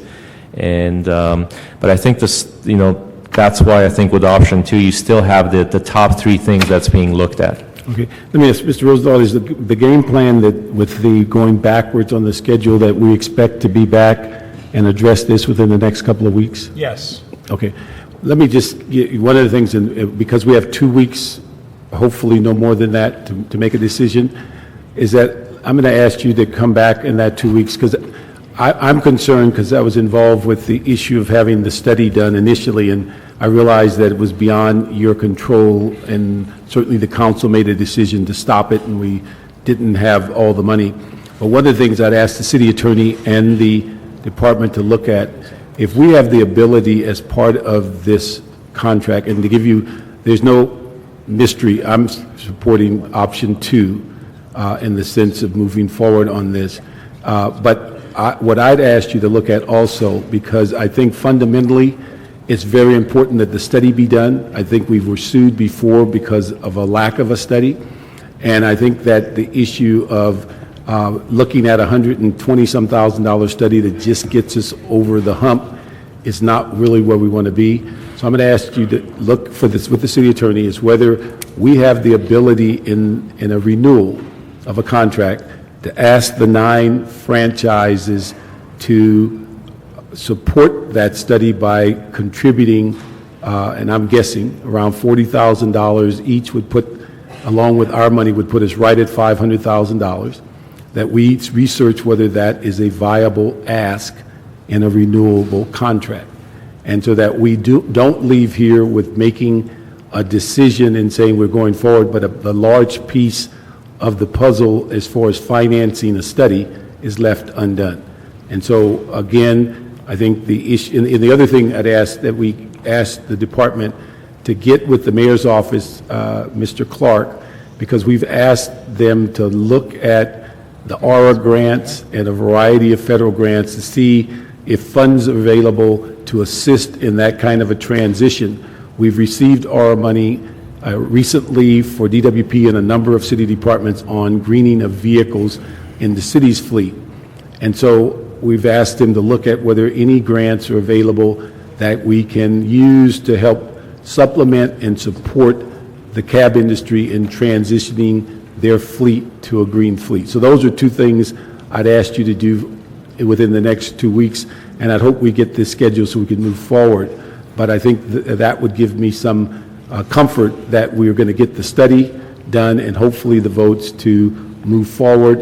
And I think at a minimum in this situation that it would have to be a 5-year contract in order for people to recoup their funds. And so this is something I'd ask that we could bring back in within 2 weeks when we have that new date. And I will say this, that in no way will this prejudice our decision, but if that can be done, I'll second that motion. And when you come back on the 13th of October, which will be the action date of this committee, that is our next committee meeting, and come hell or high water, we're going to make a decision so we can stay within the timetable so that by the end of the year we're in good shape. Now, Mr. Koretz wants to have some follow-up comments, but at the same time, could I ask the present chair and the past chair of the Taxi Commission to come on up and be ready to speak right after Mr. Koretz's questions are answered by the staff? Please, okay. Mr. Koretz. I asked a question earlier. Now, it may have been too many parts, but it wasn't a rhetorical question, and I wasn't expressing a position because I don't have one. I'm struggling to figure out where the city should be on this. So probably the most coherent way to ask this question is just to read part of NRDC's letter in opposition and then to ask then for a response to their comments. Their letter says, by preserving the status quo, this proposal fails to cure the current flaws in the LA taxi system. We highly encourage the City Council to take this opportunity to make real changes to the system to allow greening and a more economically vibrant taxi system. The taxi industry, regulated by the city as a public utility, currently is characterized by taxi workers toiling long hours for low pay, ineffective use of taxis in city and regional transportation planning, and questionable taxi company management practices as documented in a 2007 city controller audit. Especially given that the taxi industry is a public utility, the status quo should not be allowed to continue.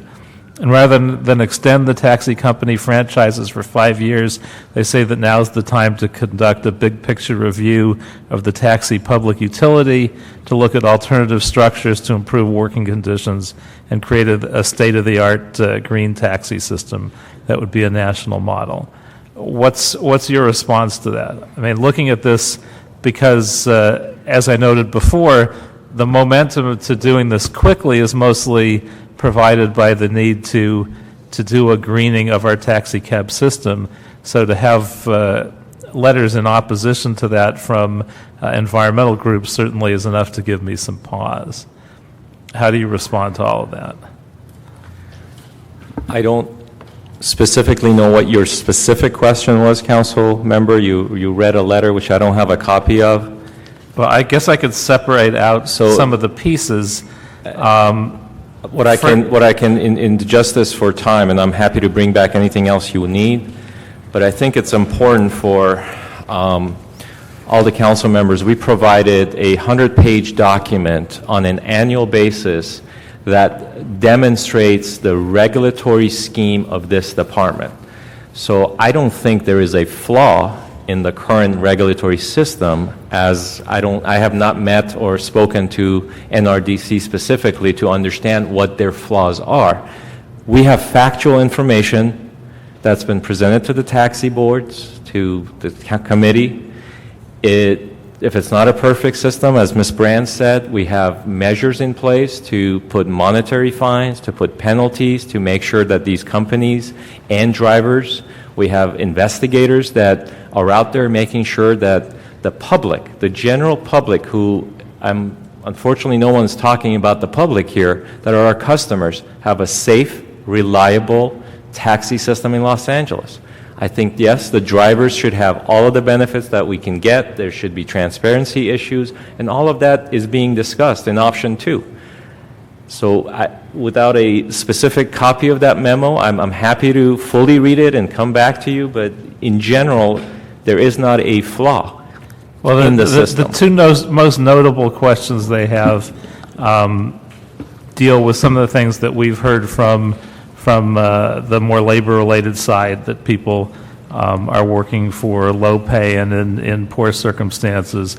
And the other question is whether we continue to use taxis inefficiently in city and regional transportation planning, and whether we should address that first before renewing the contract. So maybe you can address those two specific questions. Council members, it is true that there are areas of concern that you've expressed, that members of the taxi community have expressed and others have expressed, which the department has diligently tried to get a study to answer, because they're not all within our pay grade to answer those questions. But with the delays that we've had in getting there, in the amount of money we would have to study that to bring those options to you, that is the reason why we're saying, if you want to continue, your policy decision is to continue and renew the franchises until you have enough policy information to base those decisions on for changes that you want, then those things can be done simultaneously. It really is a decision on the length of time that you want to study, the amount of money you have to study it, and how long it will take you to make changes in the system. So that's exactly, I don't have any problem with the NRDC, SEIU, LATWA. All the groups have the same issues, the same ones we've been trying to find the answers to for a period of time. However, we have run out of time and money in trying to find those answers, and we have pieces of the information, but it is not enough to make a determination as to what would be the policy the city wants to take the taxi franchise into in order to better their conditions. Do you want them to be city employees? Do you want the public to pay enough to cover all their health and benefits? These are at the end of the day, the public is who is supporting whatever decision you make that will benefit the taxi drivers. That the fares that they pay. So whether we have a franchise or a medallion, because you can't be an employee and an independent person at the same time. You have to be one or the other. So these are all good questions. There's no question there could be improvement in every situation and in everything that we provide as a franchise. But right now, the system is not broken to the point that people are not being provided service throughout the city of Los Angeles. That's first and foremost. Secondly, we have some of the highest fares in the country for the kind of system that we have in the city because we are not really a taxi city, as many other small cities are. The biggest fares the taxi drivers get are from the airport and basically some of the other places within the city, maybe the valley. But really, we're not a taxi city, but we make sure through the franchise we serve every community. Otherwise, the people would just go for the fares that are the highest. So that's the reason why we developed a franchise. So even though we know there are improvements that need to be made, the council is now in a situation where it has to decide to move forward and at the same time chart itself on making some studies available to you so you can make the decisions that you want to make in improvements. That's really where we are. So we don't have a beef with any of the questions that are being asked. We just don't have the answers. And that's what we said when I started this 2 years ago. I said, if we can get some of these answers, then you can make a determination of how you want to turn this city around. Since we don't have those answers, I'm still saying you need to study those so we can bring you back something that you can decide how to turn this city around, because those have to be vetted as well. That we're just not going to come out with a report that says the city shall do A, B, C, D, E. Those would be a lot of discussions that have to take place before we decide on what kind of new system the city would like to have. And there's nothing wrong with that, but in the meantime, the public still has to be served. Well, the problem is, I'm not sure whether we have enough to base a decision on whether the system has enough problems that we should take a year or two and study it, or whether the system's in good enough shape where we can say, okay, we'll start the greening now and take 5 years to determine where we are. And if we're causing some harm in the process, we'll continue to cause that harm for another 5 years. Well, I can understand that dilemma. I truly can understand that it's between the options that we presented that are really tough to make a determination. But the reality of the situation we're in is that the city's not getting any richer anytime soon. So we're not going to have any more people than we have now. We have Janine and we have Tom and a few other people because the department is down by almost 30%. And with the 60 plus maybe $325 million shortfall that we see facing us within the next 9 months, it's not likely we're going to have much more of a general fund department left almost anywhere other than police and fire. So I think that if you put it in the context of the reality in which we live, and I'm not trying to be scary or mysterious or weird, I'm just trying to be real, you must make a decision that makes some sense for the longevity of the program, so you're not right back where you are 18 months from now saying, where are we now? And we're not much farther than we were a few minutes ago. That's the point. And I know that that's not easy to make when there are a lot of pushes and pulls in the system. And it's not that we, even as a department, don't believe that there are things that could be improved, but how you improve them is really the crux of the matter. How do you improve workers' pay and benefits and those things, even if you were to take them out of a franchise, even if they were independent drivers that became their own owners? A medallion isn't free. They still have to pay for it. And who's going to pay for those benefits? We as the city employees are even wrestling with that. We are even wrestling with that. So that's why I'm saying that these things are all issues that I think are very well addressed to be discussed, but they have to be discussed within the context of the business franchise that we're in. And if we can find a vendor that everybody can agree will be an objective vendor to vet these issues, I think that's where we start. I think maybe asking the franchises to give us the money in order to really look at these is maybe one way we can go. I think that's a wonderful compromise because it benefits all sides. It benefits us and them at the end of the day. And the amount of time is really going to be exasperated because of the shortfall of staff and the people that we have to work on this stuff. I mean, I don't think we can deny to ourselves that it takes longer to do everything. I mean, I have employees upset with me because it takes longer for us to investigate citations because I'm down to 1.5 people investigating citations. So, I mean, I think the reality is it will take longer, so I don't want you to short-side yourself by saying, oh, we'll just give it a year or we'll give it 18 months and it'll be better. I really personally can, in my own professional estimate, tell you that's not true. It will take longer. Thank you.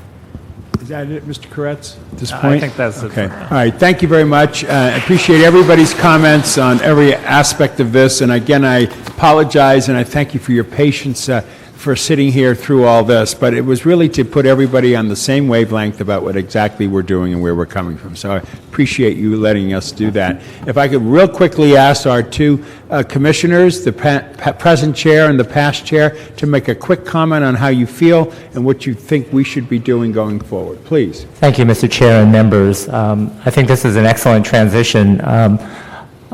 There are a number of issues that are presented with this motion. One thing that I'm heartened to hear is that this committee takes this very seriously and urgently and will act quite soon. Obviously, the existing franchises cannot expire December 31. That's inconceivable, it's unthinkable, it's irresponsible. Those existing franchises will have to continue for some period of time. The question is how long and what other things can be done and what other things might be required during that period of time. What I want to offer is, in a sense, a kind of combination of two of the options put forward by the city.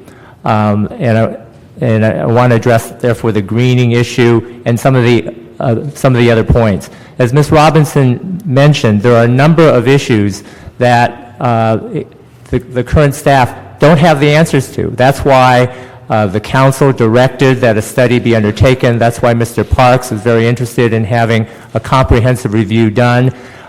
I believe that should be done. We understand that there are funding issues with that. And I'm not sure about whether asking the existing franchises to pay or not is going to work, but there should be other ways where we can find private and public funds for that study. That comprehensive study should be undertaken.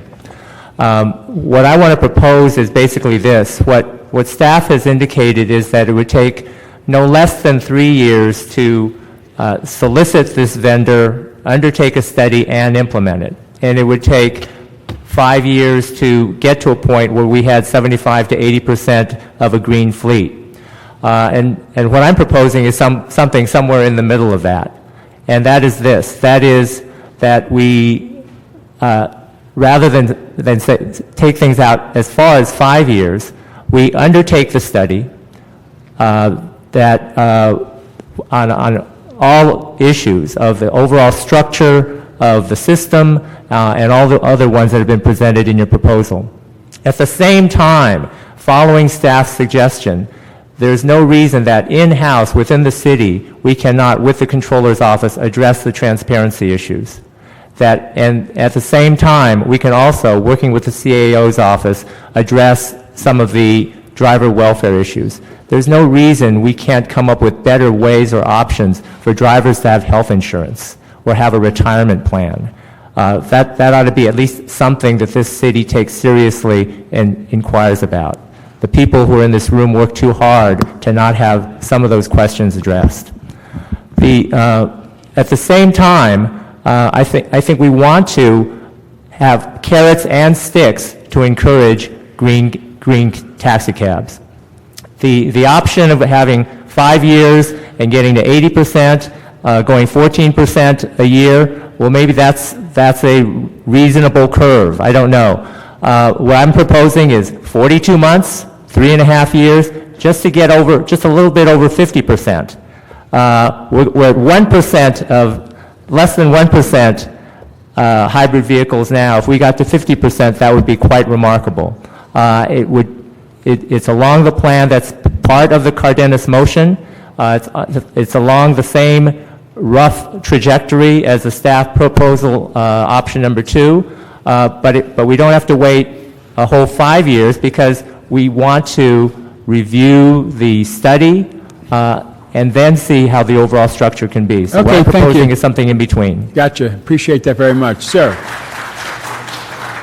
If I could just very briefly, another option would be for this committee to have the study done, which would take about a year and a half from now, and put things off for a year and a half and see what the study says, and then decide. So that's another option. Okay. Thank you. Please. Thank you, Mr. Chair. I come to you as a... Your name for the record. Oh, yeah. My name is Joe Chiswick. I'm a former chair of the Taxi Cab Commission, and I'm just a businessman today. And I've come here to speak with you with respect to my perspective. I was the founding chair. I was on the founding group with the Taxi Cab Commission. We were also the group that did, in fact, go through the first franchise process, which was a 2-year process. It started actually before the commission was founded under the Transportation Commission. And it evolved into something which I would like to say is one of the best taxi cab, best regulated systems in the United States. Just as a comment, I'm also the vice chair of the LA Chamber of Commerce. And we've worked together with many of you council members as well as with labor to bring money back into the city, to bring jobs back into this city. We have people here that have jobs. Not everyone is in destitute conditions, and times will be better, we hope, down the road.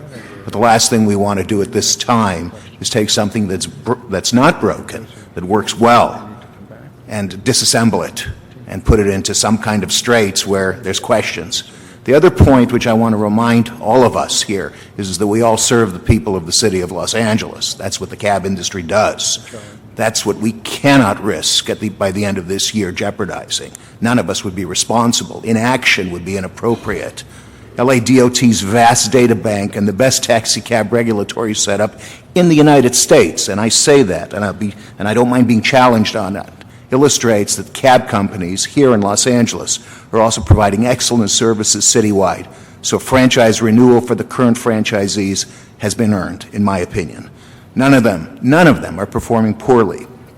The cab companies are volunteering to green their fleets, spending $23 million. When's the last time you heard another cab company do that, or cab organization? The industry is not seeking a rate increase for this. They've calculated that there's going to be efficiencies in that. But you can't ask them to spend $23 million and not have 5 years to amortize it. Even those of us that aren't business people understand you can't spend that kind of money when you've been spending $8,000 on a vehicle. Now you have to spend $20,000 or $30,000 and maintain it, and ask for that vehicle, or jeopardize the possibility that your franchise may not be renewed in 2.5 to 3 years. They need 5 full years. As a businessman, I wouldn't even settle for 5. 7 to 10 is what I need to amortize an investment. LA DOT, even in my day, was always short of funds. But today I hear they don't even have the funds. The staff of the organization to review and revise regulatory structure during these lean city department budget times and prepare a complete rebid of the franchises or a reevaluation of what is fair and not fair. That'll take at least 3 years. I've been there. It won't take 3 years. It'll take 4 years or maybe longer. So it's not going to happen overnight. And one thing that is exceptionally important is the industry contributes today to the city coffers $4 million a year. $4 million. What is that, 75 jobs? 85 good LA City jobs? You want to jeopardize that? You want to throw that out? Maybe then we'll need to reduce another 75, 80 employees from the city coffers. If the current franchise system is terminated and the franchisees eliminated, any new system in place, such as a centralized dispatch with multimodal transportation system and employee drivers will require the city to spend tens of millions of dollars to operate and pay the payroll of over 3,500 taxi cab drivers. And I'm not suggesting that's where you're going, and you can certainly investigate that, but now's not the time. Now's not the time. You've got $4 million coming in from this cab industry every year. Let it keep coming in for the next 5 years. Let them make their investments in their vehicles to green the city, disregarding the proportionate, whether it helps the city 2% or 20%, or it represents 2% of the fleet, or 20% of 2% of the vehicles in the city, or 20% or 50%. It's a start. And this is private industry that is being regulated, and you're getting private industry to do something that the state legislature can't do to the rest of us, and that's force us to get into ULV and SULV vehicles. You can do that, and you're going to do that. So, 2,300 city cabs that you're talking about. Why would the city even consider not refranchising, not extending it? The city can't afford it. The system isn't broken. It's humming on all 8 cylinders. The city gets $4 million a year, which equates to all these jobs. Why do you want to create another LADOT agency? My final comments. I know, Bill, that you want me to shut up already at this point, but council members, I've worked with LADOT for over 10 years to help establish one of the best operating, self-sufficient, and compliant taxi cab industries in the country. It's not broken, doesn't need to be fixed at this time.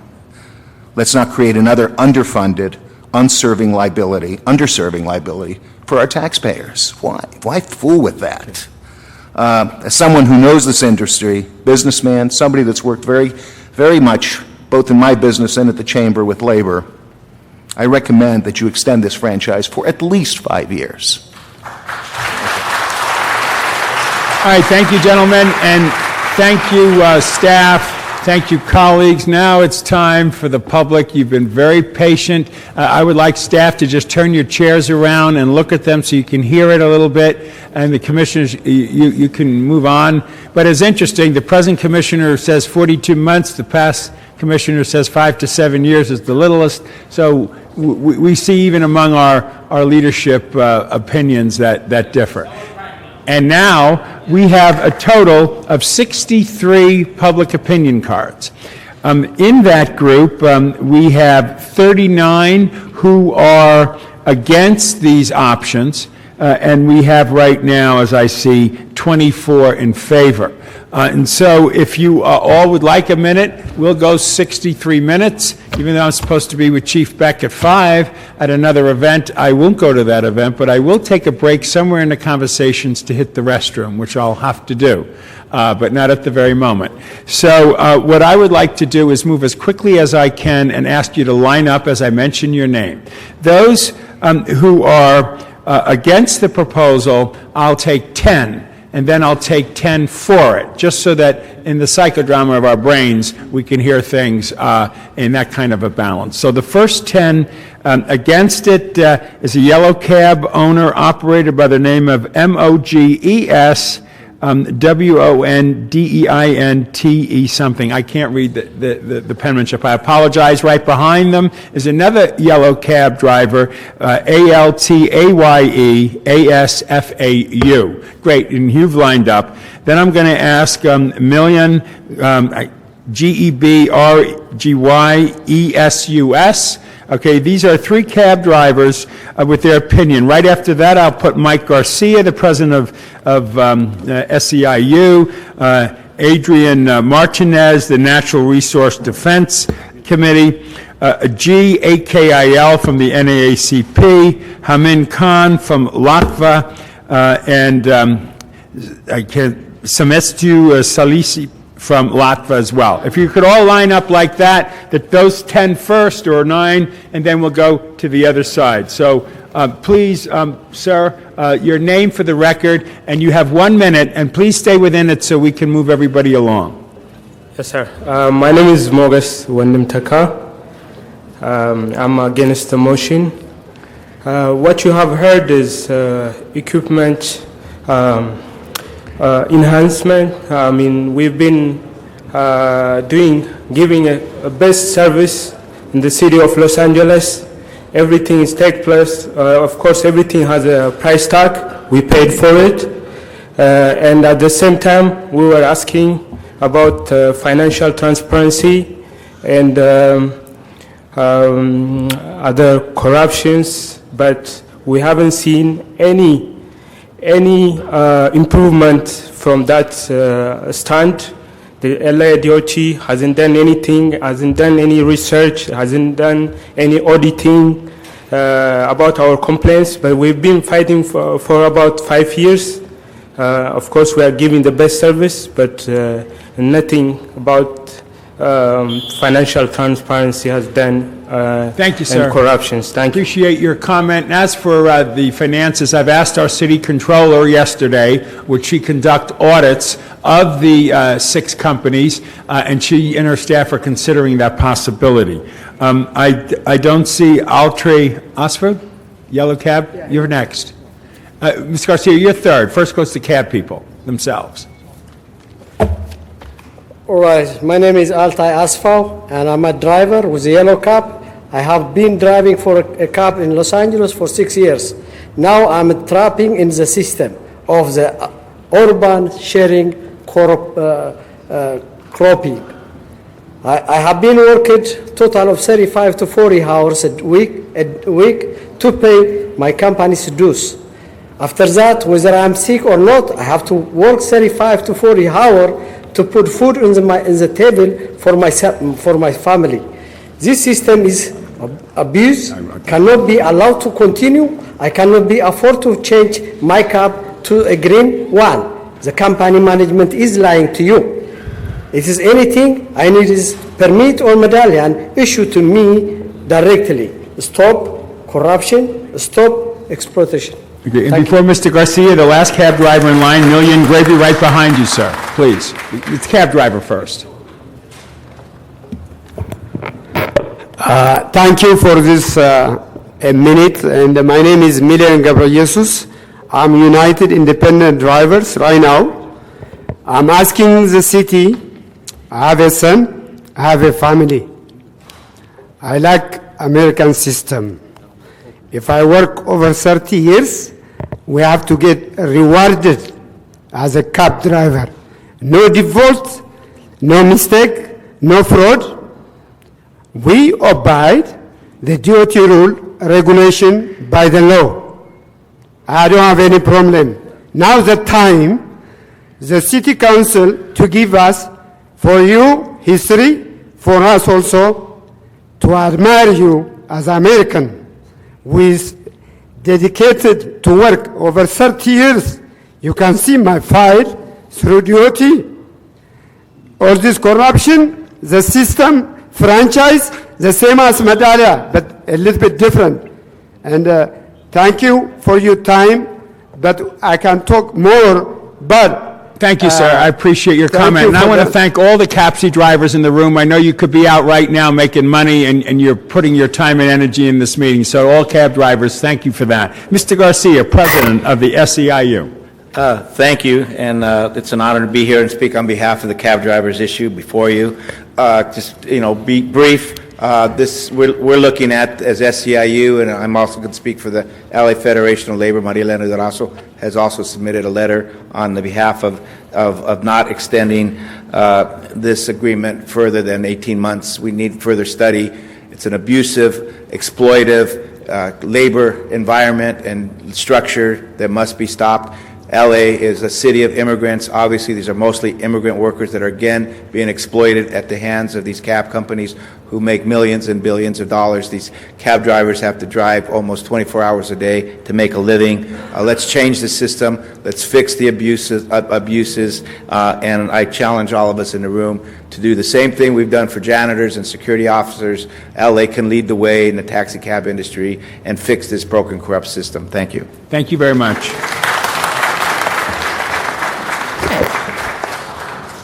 Good afternoon, Chair Rosendahl and members of the committee. My name is Adrian Martinez, and I'm here on behalf of the Natural Resources Defense Council. I appreciate the opportunity to testify today. I'm here today to support engaging in the analysis that needs to be done to figure out what's the most efficient and best way to green this system. I understand that there is a lack of funding, given that NRDC is more than willing to support and help identify other sources of funding to fill the gap to complete that type of study. And we're more than happy to file support letters and advocate on behalf of that. We think it's very important that the city understand what are the best ways to green the fleet, not only the equipment, but also reduce things like vehicle miles traveled and other issues like that. And we're more than happy to lend our support. But we don't encourage moving forward with a 5-year lock-in right now. Thank you very much. Appreciate your comments. What happened to GAKSL? See here from the NAACP. Oh. Going once, going twice. Come back, man. Are you the NAACP guy? No. No? Okay, well then, sorry, he didn't show. Please, Mr. Haman Khan, go ahead. Okay. My name is Untitled Chapter from Los Angeles Taxi Workers Alliance. Thank you for this opportunity. We oppose the 5 years renewal without renewal. That means without concerning the safety of the drivers, the public, and those who share the streets with cab drivers. The public interest will be ignored by giving into the lobbyist and politically well-connected rich to satisfy their expensive lifestyle. We support 1 year renewal, and at the end of 1 year, medallion should be given to individual drivers. Those drivers with purple shirts are mostly lead drivers. Lease drivers, they are the most vulnerable. If they don't come here tomorrow, they don't have a job. That is the city gave us to them. If I have one second, we are the industry. We are the one who's servicing the battered women. Appreciate that. Thank we are you very the one much. who transport children. We are appreciate the industry. We are the one who buy the We cars. appreciate How many you. drivers buy the cars? Come on, drive cars. Please, How many? Hold on. next speaker, Hold on, rise up. Haman Khan. Haman Khan, please. Thank you.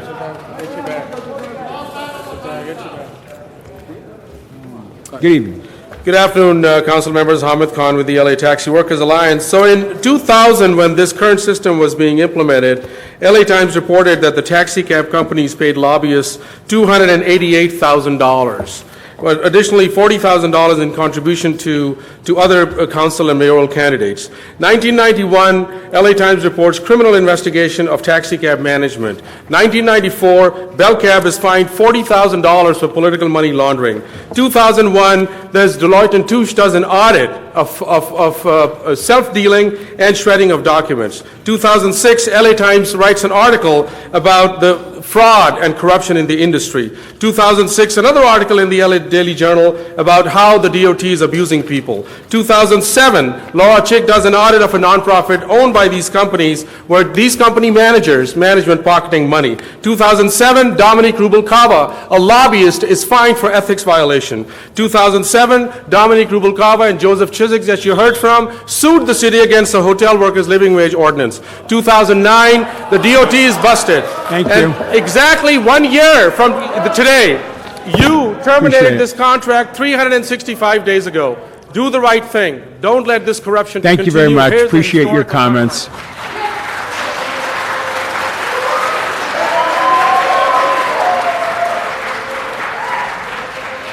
A couple of more on that side, which is Sun Young Yang from the Bus Riders Union.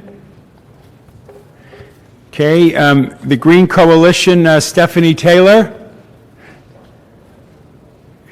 And Serena Lipser from Public Counsel. Those three, and then we're going to go to the other opinion on this issue. Good afternoon, Transportation Committee. My name is Sun Young Yang, representing the Los Angeles Bus Riders Union, and I'm here today to urge the committee to reject the motion in front of you to extend this motion, the franchise for 5 years. We really urge instead to pursue a 1-year study on really investigating into what is a multimodal green transportation that includes rights for workers. We were shocked to hear when workers were describing that this is the modern day sharecropping on wheels. And I think when we're talking about greening the industry, we're no longer just talking about greening the industry, but really think about environmental and economic justice and the rights of workers. Preventing workers from being exploited and oppressed by this company is very critical to sustainability. So I urge you once again to reject this motion and instead pursue the one-year study. I hope you guys make the moral decision. I know you do. You're environmentalists as well as civil rights and economic justice advocates. Thank you. And I really believe this committee will make the right decision. Thank you. From Green Coalition, is this Stephanie Taylor? Yes, good afternoon. I'm speaking on behalf of the Green LA Coalition, the Transportation Working Group, and as stated in a letter that we sent, signed by the Bike Coalition, Public Council, the Coalition for Clean Air, and the Urban and Environment Policy Institute, we're opposed to the 5-year extension because we believe that we have an opportunity to change the status quo, and we can't do it if we extend the current status quo by 5 years. We definitely want a green system, but we want a green system that's sustainable and that's affordable by taxi drivers, and we don't believe the current proposed system does that. So we believe if we take a little bit more time to study the issues, then we can be in a better position to move forward with a truly green system and a truly multimodal system. Thank you. Thank you very much. Appreciate your comments. Serena Lynn. Thank you. Public Counsel. Thank you. Public Counsel is the pro bono law firm of Los Angeles County Bar and and the Beverly Hills Bar Commission. So we are here today to oppose the 5-year extension, and the reason why is because Public Counsel believes that true environmental sustainability must be meaningful environmental sustainability. I'm an environmental rights attorney for Public Counsel, and one of our biggest concerns is that the current plan to supposedly green the taxicab industry does not have valid and feasible enforcement mechanisms. In our opinion, we believe that it's a myth that meaningful environmental sustainability is mutually exclusive with human sustainability. We've researched and looked at the studies that show that if this current plan is on the backs of current drivers who must bear the cost individually of going to these alternative fuel vehicles. And therefore, we are asking this council and the chairman to oppose the 5-year extension. Thank you. Okay, we'll take a deep breath, and now we're going to go with those for the proposal or general comments. Nattaba, last name, I think it's Ahmed. And as he's coming up, Michael, Lalin, Million, Gebreyesus. I should learn how to pronounce names. I apologize. Okay, that's number 3. Number 4 is Douglas Newfield. Number 5 is Afrek Afghanaham. Okay, we'll go back to it. And Mohammed Hemiantan is the next one after that, and then George Iord Behe. It's just difficult to read some of the pronunciation and pronouncing. Sir, your name, please. Nattaba Ahmed from Independent Taxi. I'm the elected president of Independent Taxi, and I've been through this franchise for the last 10 years. The elephant in the room is the public, and nobody's speaking about the public. We provide the best service, and there is a misinformation that is a wage exchange in between the company and the drivers. Mr. Correz, my answer to you is, you determine the wages of the drivers through the public. For the last 4 or 5 years, it's been raised 3-4 times. That determines the wages of the drivers. Our drivers, our members own the cab. I am the elected member of that company, and if I don't do a good job, I can be gone by next year.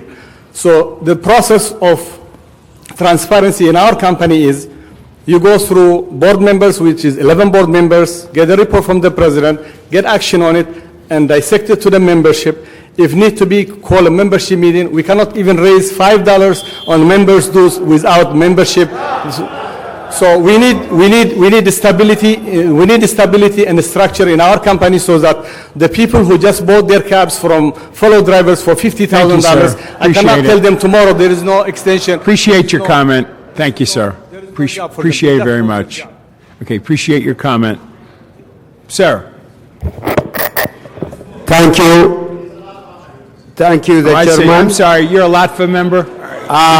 I'm speaking about the reality. Yeah, it's okay. If you're a LATFA member, I want to have 10 on the other side first, so I apologize for you coming up there. You can't speak right now. It's those who are either for the proposal or general comment. You can speak in the next 10 when we have those folks come up against it, okay? Thank you, sir. Mr. Rosenthal, my name is Sam. I'm not for LATVA. I'm not for any of the company. Mr. Rosenthal, I want you to listen to this, please. Mr. Rosenthal, I want you to please listen. I'm not a LATVA. I'm not anybody. I'm just a driver. You're talking on the street. Perfect. Great. Mr. Rosenthal, my microphone is not working. You're talking to an ordinary driver who's been working in the city of Los Angeles for 30 years. You got to listen to this is about all these people in the white collars, those who are coming here as a DOT or as whatever people they are.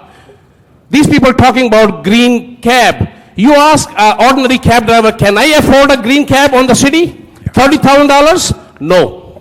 You ask rest of those drivers if they can have that $30,000 for the green cab? No. They cannot feed their families. You think they will spend $30 for that? $30,000? No. This is up to you whenever you have to renew the permit or franchise or whatever you have to do. But green thing is not necessary. Only Mr. Cortez, who's right here, he's the only councilman who has a concern about the drivers is that how much percentage 2,300 drivers in the city of Los Angeles can make what difference to the environment of this Los Angeles? Can you tell me that? Thank you, Nothing. Sir. Appreciate your Please comments. consider this green thing. I understand. Because this will be too much for for the drivers. Right. You think about the drivers, not I appreciate to this LATVA and this and that, all this. I understand. Listen to The drivers matter to me. The customers matter to me. Obviously, all that matters. Sir. Mr. Chairman, Michael Kalin of Bell Cab. I would ask for your indulgence to give me a little bit more than 1 minute because I need to address a few things. Have others do part of it for you. I'll try and go real fast. First, I'm a little confused that some of the previous speakers that are in all kinds of different professions can speak of the conditions of taxi cab drivers. They never drove a cab. They have no idea what it's like. They have no idea what a cab driver makes or doesn't make. Having said that, when it comes to benefits and conditions for drivers, managements in general, I think I can speak for most of them, would be more than happy to provide health insurance, workman's comp, benefits, retirement funds, whatever have you. The only way that can be paid, and it was said earlier, is through the meter.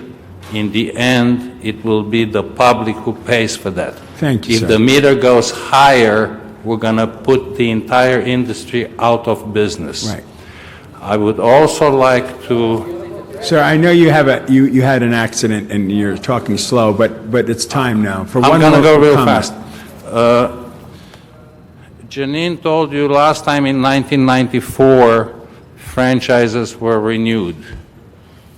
In 2009, a smaller city, Manhattan Beach, with the idea of greening the city, and I'm not going to dwell on greening the city, did the exact same thing. And Thank you, sir. We appreciate your comments. Thank you very much. Thank you. And my last question is, what additional... I understand, sir. Sir, there'll be more people that can continue that conversation. I just got to give everybody equal time, that's all. Thank you very much. Appreciate yourself. Okay. Sir, the next gentleman in line. Thank you. My Yes, name sir. is Douglas Newfield. It's been a privilege for me to drive taxi for 38 years in this city, 35 years of them with Beverly Hills Cab. I've been honored to serve the public here, and I do recommend that we do have the extension for 5 years. I agree with Mr. Parks here. There has to be some investigation on behalf of all of this that's going to cost a horrendous amount of money to go to the greenhouse.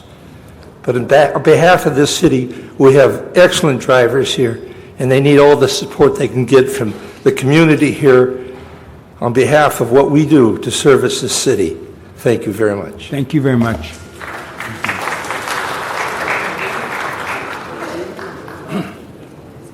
Good afternoon. Good afternoon. My name is George Iordake, and I'm a taxi owner driver with Bell. In the last 7 years, I provide good service to the public. For more than a year, myself and my fellow drivers have lived with the uncertainty as what it happened with our city franchise. It is very stressful for us and our families. Today, you have the option to renew our franchise for 5 years. But we are willing to make the financial effort, maybe for the future, to replace the taxi with the hybrids and to contribute to the green of the city.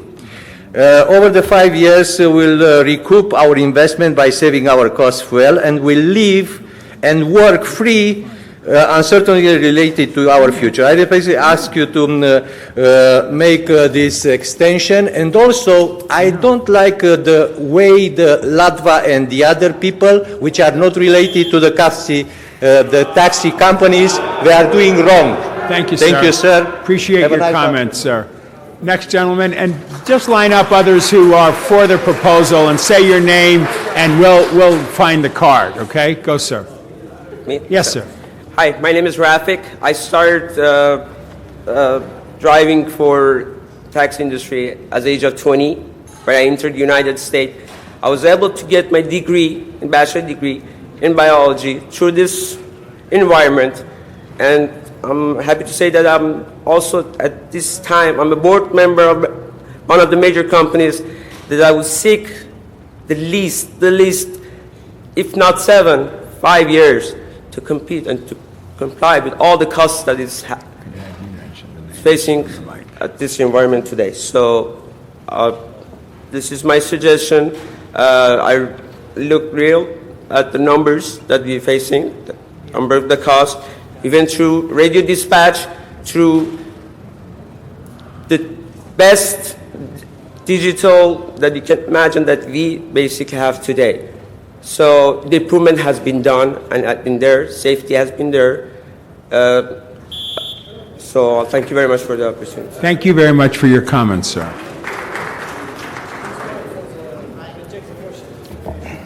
Good afternoon, council members. Good afternoon. My name is Mohammed Hamadiju. I've been working for over a decade with Beverly Hills, a cab company, and I make my living through this, and I feed my family. Although through these years, I never had any insurance, health insurance, and I'm living with no health insurance or no benefit or retirement. I'm here to ask you, the members, to make the right decision to approve a 5-year extension for the taxi cab franchise.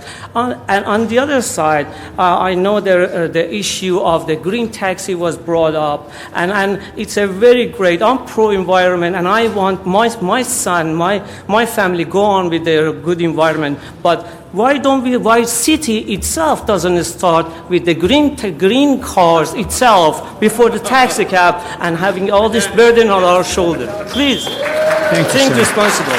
Thank you. Markle Pearl, P-E-R-L, that's M-A-R-E-K, Pearl. Robert McNamara, Aydin Kavak, that's A-Y-D-I-N-K-A-V-A-K. So the first one I just mentioned was Markle Pearl, P-E-R-L. Sir, is that you? No, I'm Robert McNamara. What about Markle Pearl?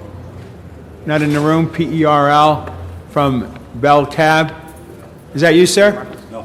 That's not you? Okay, whoever this is, one more time, I'll say your name, Market Pearl, P-E-R-L. Okay, we'll just note that they might have been here, obviously here, but couldn't make it. Sir, your name?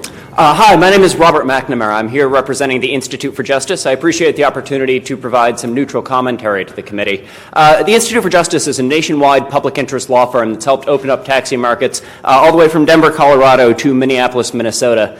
We've done so by working in a friendly manner with legislators, and we've also done so by resorting to courts of law when necessary.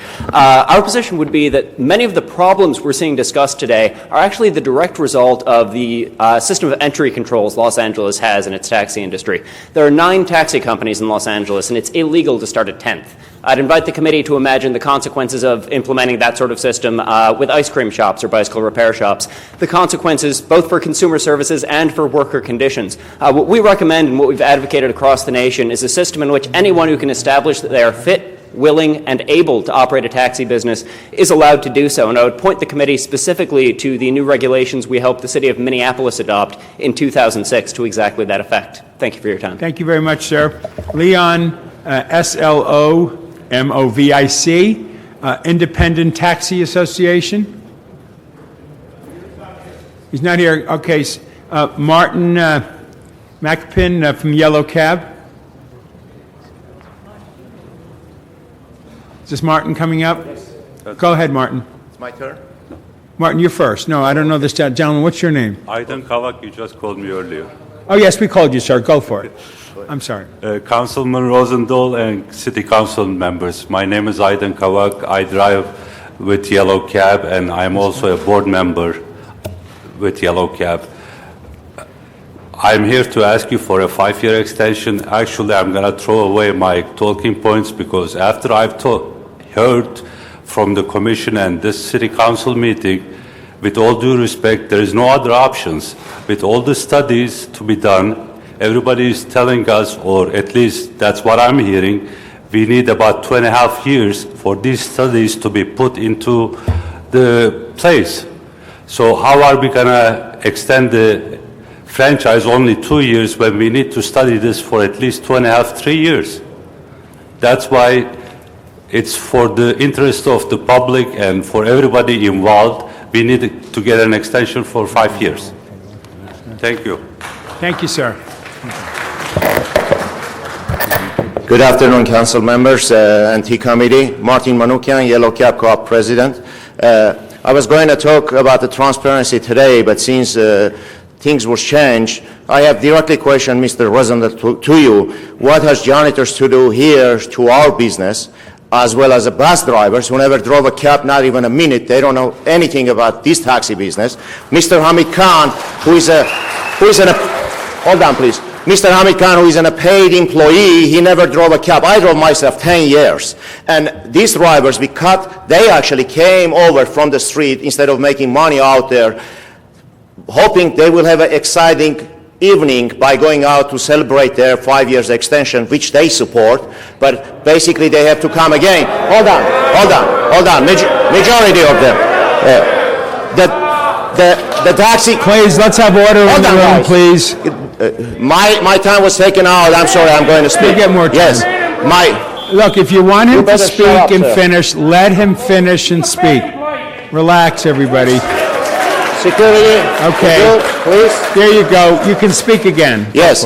The taxi companies are working today kind of more efficiently than it was before, and taxi service is better than ever. I can talk about a couple of words, the transparency.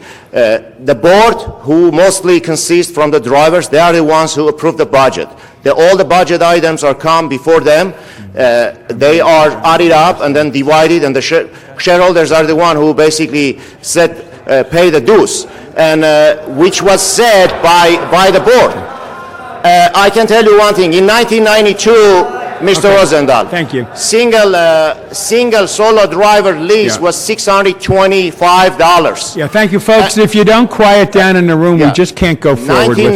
Let everybody finish. Just finish your sentence, sir. In 1992, solo driver was paying $625 lease. That was me.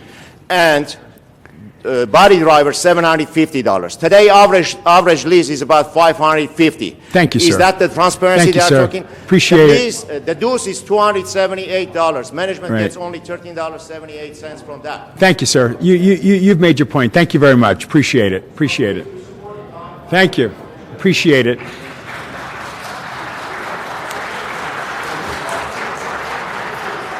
Okay, now we're going to do 10 more against, and I want you to line up, and then we'll do 10 more for or general comment. There aren't for, it says general comment for most people. Jose, Orellana, if he's here or she's here. Jose Luis, I guess this gentleman, come on up. We have Malcolm Carson. Is Malcolm Carson here? Board of Transportation Commissioners. We have Andre Pershuko. We have Alex Lantz, L-A-N-T-Z. Alexis Lantz, Los Angeles County Bicycle Coalition. Okay, we have Rebecca. He couldn't do it either. Rebecca Bolyel from Latva. Rebecca, she's gone. Okay, thank you. We have Joaquin Calderon. He had to leave. Okay, there goes he. Then there's Raul Andrews. Had to leave. Henry Huita. Henry here? Okay, Henry, get in line.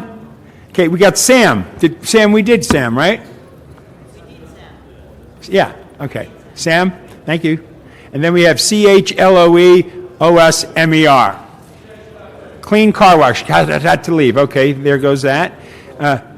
Caribelis Luis, L-U-I-S, Coalition for Clean Air. Again, I apologize, folks, for my inabilities here. How do you say that one? Shemis Tedder, T-A-D-E-S-S-E-M-I-C-A-L. Sir, you're up. Thank you, Mr. Chairman, and thank you, Mr. Chairman Committee, for allowing me to speak today. I just wanted to say that the only reason why we're here is because within us is the spirit of the founding fathers of this great nation called the United States of America. This is the only place on earth where we have democracy, when we're able to come before you, this committee, and speak what it is that we want to tell you. We are, in a way, putting everything on the table anytime we come and speak before you, because retaliation measures can be taken against us. Kind of saddened to see that it was almost like a steam rolling operation here today. All the lobbyists talking, in favor of this thing and that. I mean, but what about us? What about us, the ones that are in the business? I mean, we are the ones that have been operating these taxi cabs. I mean, the best thing that you can do for us is to provide us a medallion that goes on my name, that is my ownership, my title, that I can go to the bank and say, here, I need a loan to invest in my business. Whatever time it takes, I think that 18 months, 2 years will be the most favorable time to do that. Thank you. Thank you, sir. Sir. Hello, my name is Malcolm Carson, and I'm a member of the Board of Transportation Commissioners. Thank you, Chairman Rosendahl and Councilmember Parks and Kretz and some of my friends from DOT are here. And I hope I'm not stepping on too many toes going on this side of the aisle here. But I just wanted to say that it seems clear. We even had testimony earlier from our general manager of the department that there are problems with this industry. There are legitimate concerns out here, and they do need to be addressed, and we need to get a study. We need to get something in place by January 1st, but we also want to get a study, and we want to get these changes made. So I think it makes most sense to try to have the extension as short as possible, so that there is a chance to really make these changes, put a little pressure on everybody to move the ball forward and get these changes in place, so we're not here 3-4 years from now with these same kinds of abuses that are going on. So thank you very much for letting me. Thank you, sir. Appreciate it. Good afternoon. Good afternoon, Andre Primushka, United Independent Taxi Driver Inc. President. I'm here not just only speak behind myself, I speak behind 300 members and their families here. United Independent is an association of many members, which has a governing body to represent interests of all of members. Successful operation of our company, as well as other taxi companies, depends on owner-operators believe the company will be operating in the future. With the existing policy, owner-operators have to worry every 5-10 years. about their investment and their future. Like any businesses, long-term ownership drivers investment and pride of the ownership. We believe the current proposal existing franchise for another 5 years with condition to change it some percentage fleet for hybrid. It's unacceptable because there's just only pending issue, a problem on the city of Los Angeles. First of all, cost of the hybrid cars, even using car, is very high. Maintenance cost is unpredictable. Hybrid technology is very new and has not been tested enough. The type of the car was created for the personal use, not for the commercial. Even the police department refused to take it. We respectfully to ask the medallion issue. We respectfully ask to study in this one. We respectfully ask you to find the way to protect and reserve the rights for individual owner operators, existing franchises. Thank you. Thank you, sir.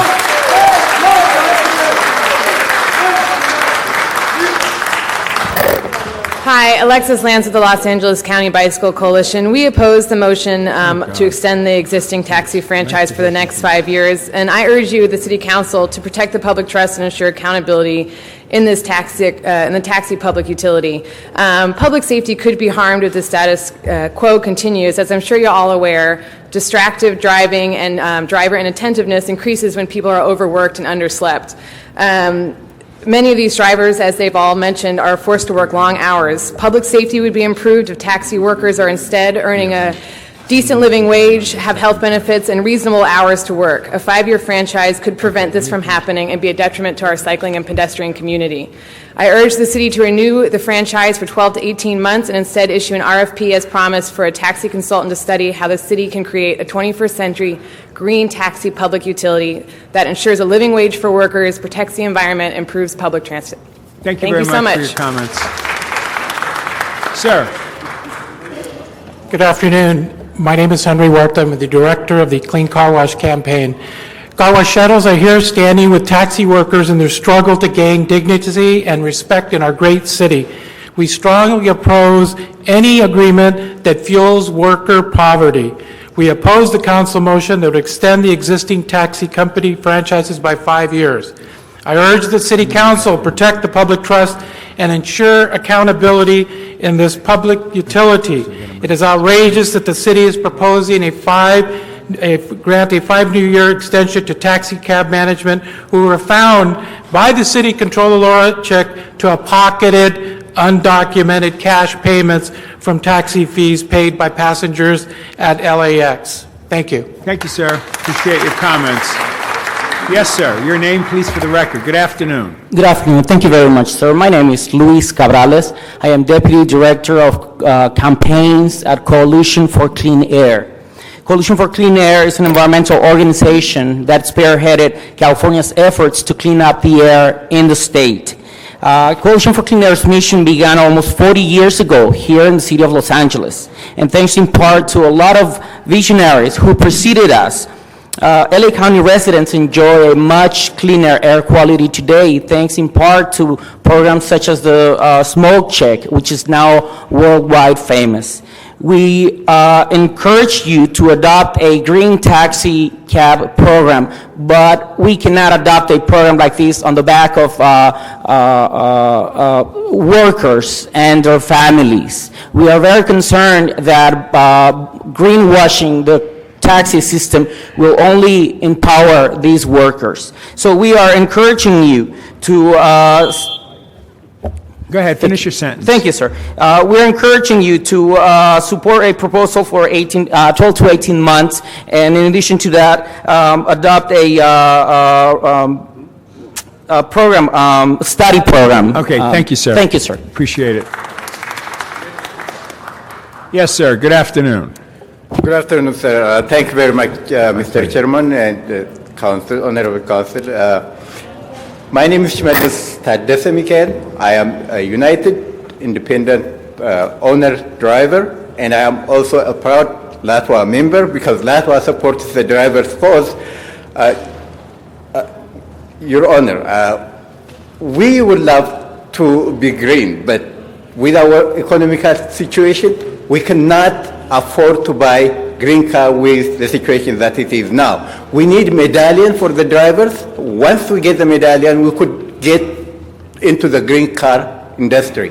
Otherwise, with the economy that we have, The way we are working, we work 30, 40 hours only to provide for our expenses. It's after that we can make money for our family, and we don't have any saving. We cannot afford to buy new cars, green cars, which are costing $30,000, $40,000. So please keep the way it is until your study goes, and I support the 2 years as it is, stay, and after 2 years, come up with the new RFP. Thank you very sir. much. Appreciate it.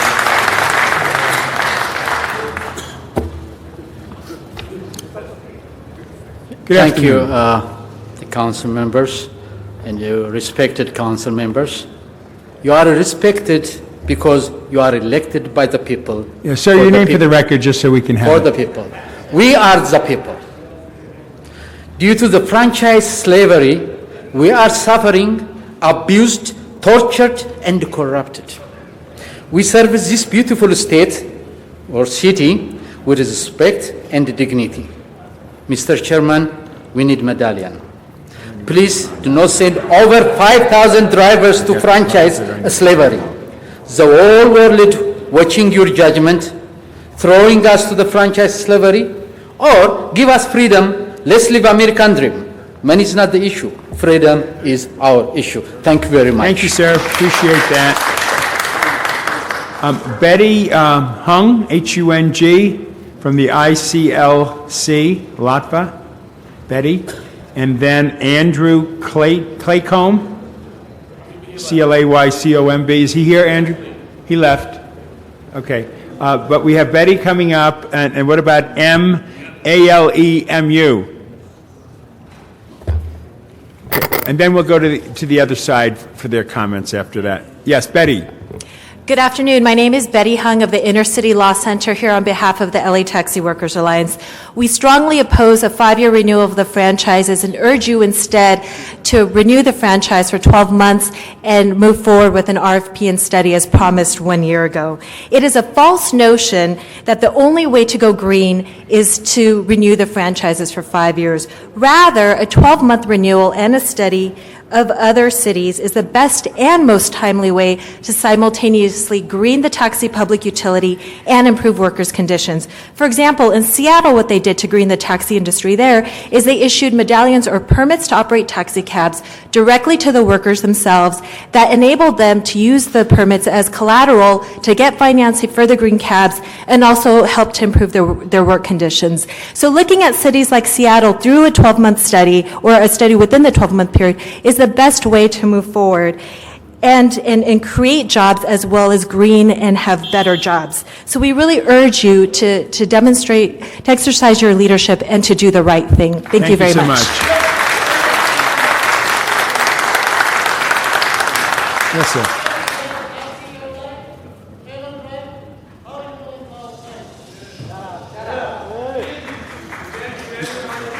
Please, folks, no out of line here. Sir, your name? My name is Mulugeta Alamu.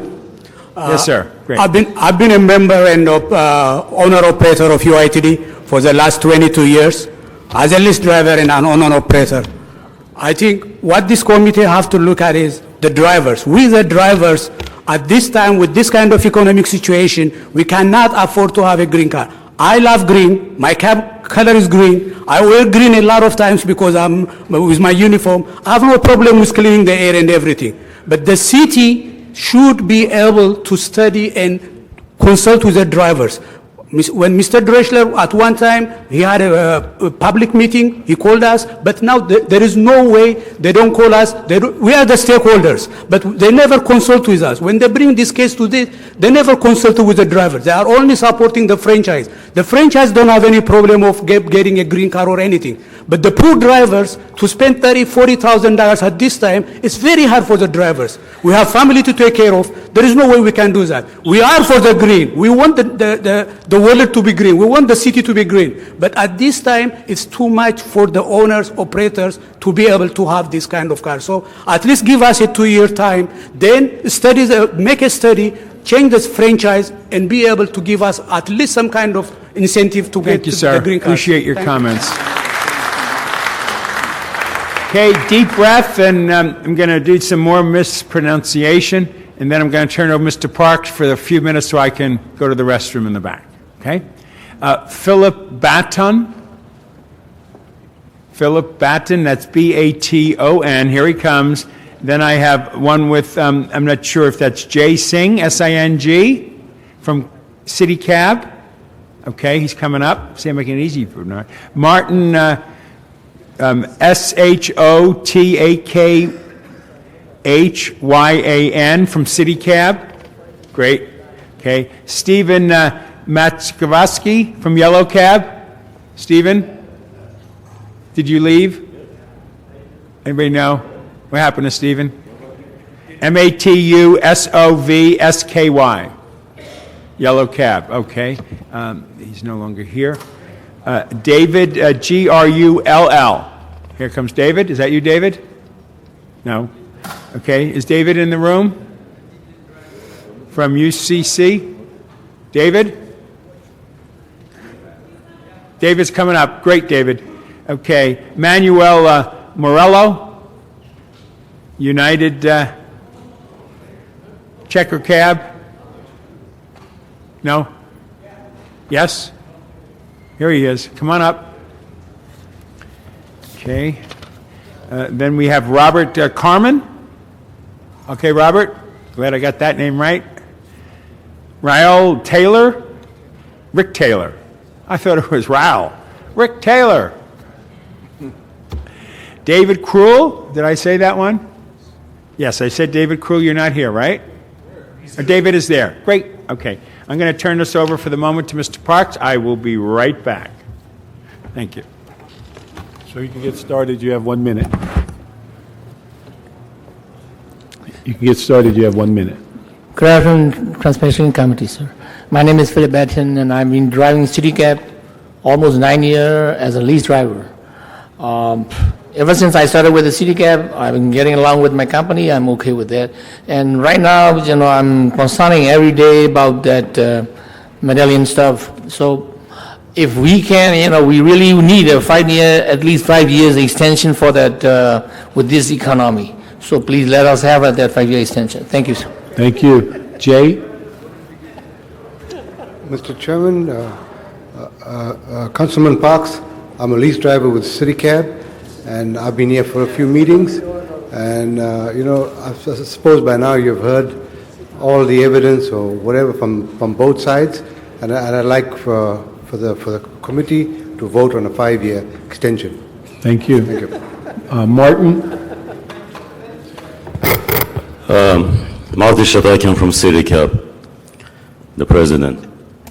We heard enough today from bicyclists, bus drivers, union representatives, people who have nothing to do with taxi cab industry.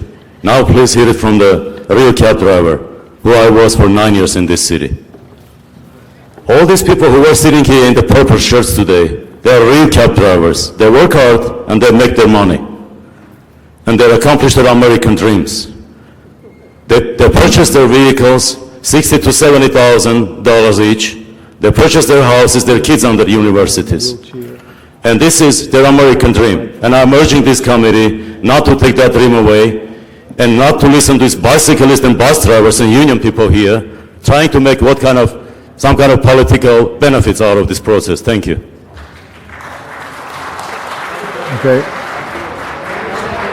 David? Okay, let's respect everybody. David's next speaker.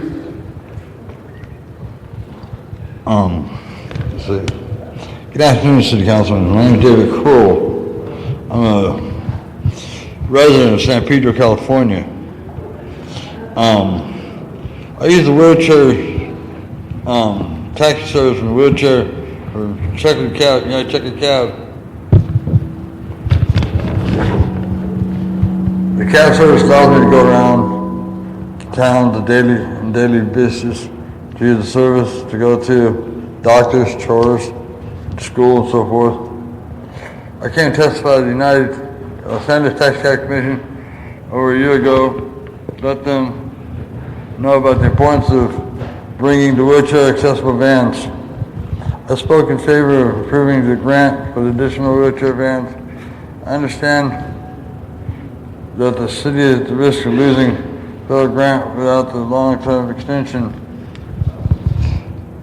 My driver, Manny Manirillo, has been avoiding me or driving me around for 3.5 years, and he is a good driver and friend of mine. He provides me with reliable, friendly service. David, you're going to have to wrap it up. You're past your time. I think that the 5-year thing should be granted. Thank you, sir. Thank you. Thank you very much. Appreciate it very much. Manuel?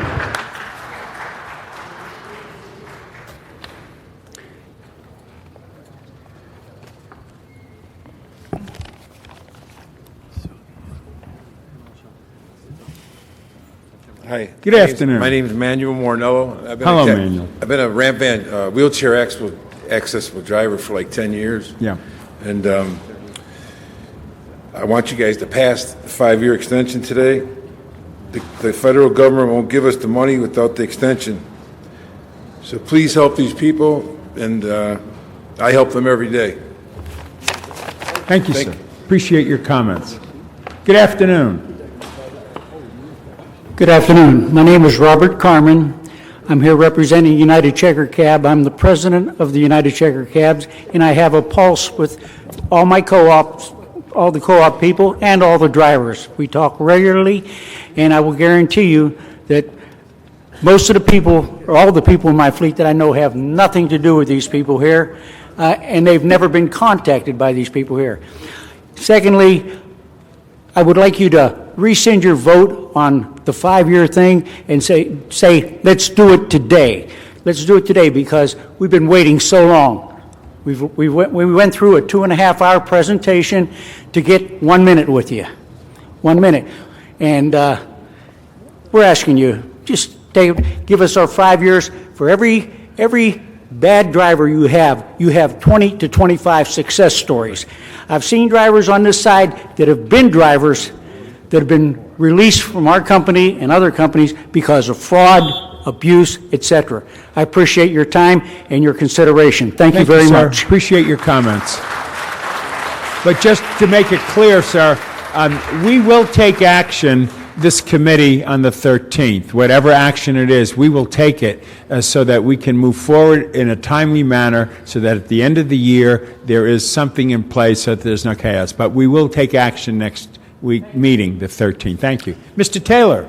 Thank you very much. I've been around this building for 35 years and have never spoken, by the way. But today I come here to speak as a political consultant. And I come to ask you all to look at the UCLA study that seems to refer to slavery and talks about these terrible jobs that people that work hard to make a good living out here today. I want you to look at that study because you know, as people who've been elected in public office, that if a political consultant, if I brought you a poll that had 21 people surveyed in it and hung my hat on that and said, you're going to get reelected or you're in trouble, you would laugh me out of your room, and you should laugh me out of the room because this is a great university, but they put their name on that study for some unknown reason. That study is a joke. It is something that should be taken off the table. 21 people were asked about it. 21! You and I know 21 people do not represent the people of this city and the cab drivers of this city. And I have never seen more disrespectful cab drivers than these few up here in the front, by the way, Councilman. And I know you respect. Thank you very much. Appreciate your comments. Francis, Nazarian. Nazarian. Francis Nazarian from Yellow Cab. And then we have, is it Franz Adams? Sorry about that. That's Frioz-Alam. Oh, great. There you go. Afternoon. And then we have Saad, S-A-I-D, Q-A-S-I-M, or I-R. I can't make that out. Okay, and I'm going to do one more because that'll be the end of that side, which is Michael, Gerhiman.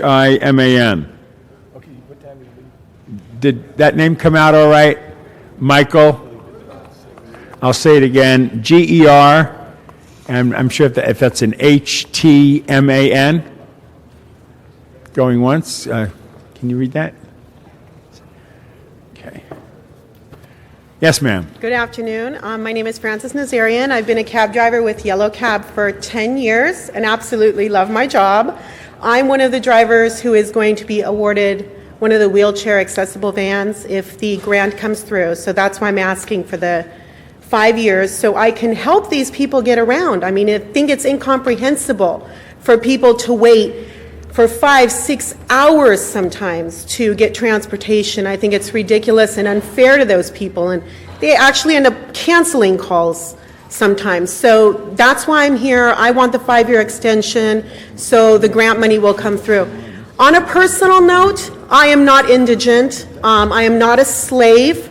My children live a very happy life. I make good money doing what I do. I have health insurance and I have a retirement account. And I think that's for every individual person to do for themselves, not for anybody else to do for them. So anybody can have health insurance, $125 a month. You can start a retirement account. That's up to you to do. So people need to take responsibility for themselves. There's a lot of very successful cab drivers. Thank you, ma'am. Really successful, okay? It just depends on how hard We appreciate you want to work. we appreciate your very much. comments Thank you. and your articulation. Sir.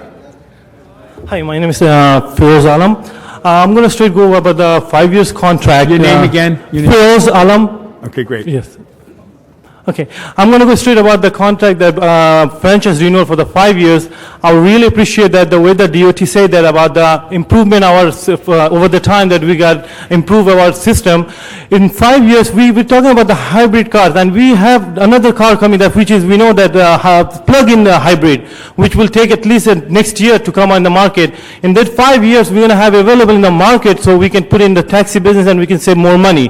And also, like I changed my cab 4 months ago, which will last at least 2016. So at least we have like a lot of drivers, owners, they're putting the cabs right now that will last for 2016. We change it 2 years, 3 years renewal. What we're going to do with that cab now?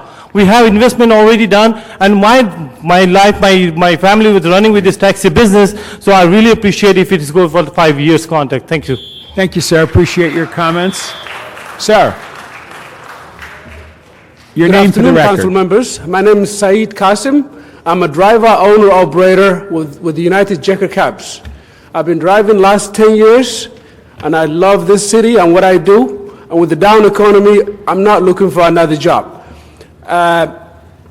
In my co-op, we elect board members, which I'm a member of. We vote how we want to run our business, and most of all, we make sure the management works for us.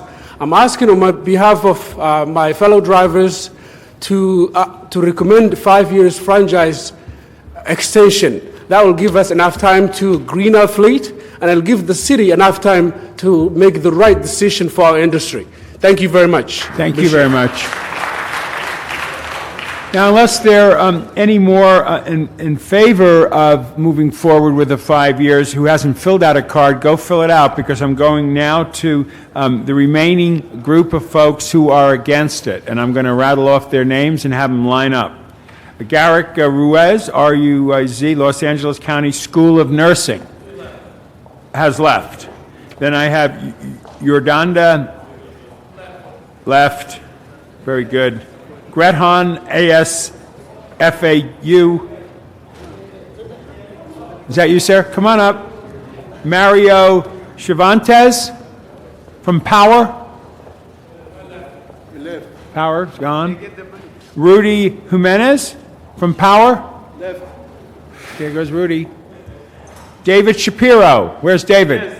David left. Where's David? Come on, David, get in line. Okay. Is this Ken, private citizen, has left. Daniel Askina. Daniel. Going once. That's AKASSA. Daniel. Against proposal. Okay. Daniel's not here. Fassel. FASEL. Left. I'm here. Oh, come on, Hassel. I'm sorry. Get in line. Jose Aurelia. Transportation Committee. He wants to speak to us, but is he here? Jose, Orellana? Going once, going twice, he's not here. Israel Tadisi? Israel? You here? Yeah, he's here. Well, come on in line, please. Okay. Fernando Ramirez from Latva? He left. Okay. Then we have another Mirlshteyn.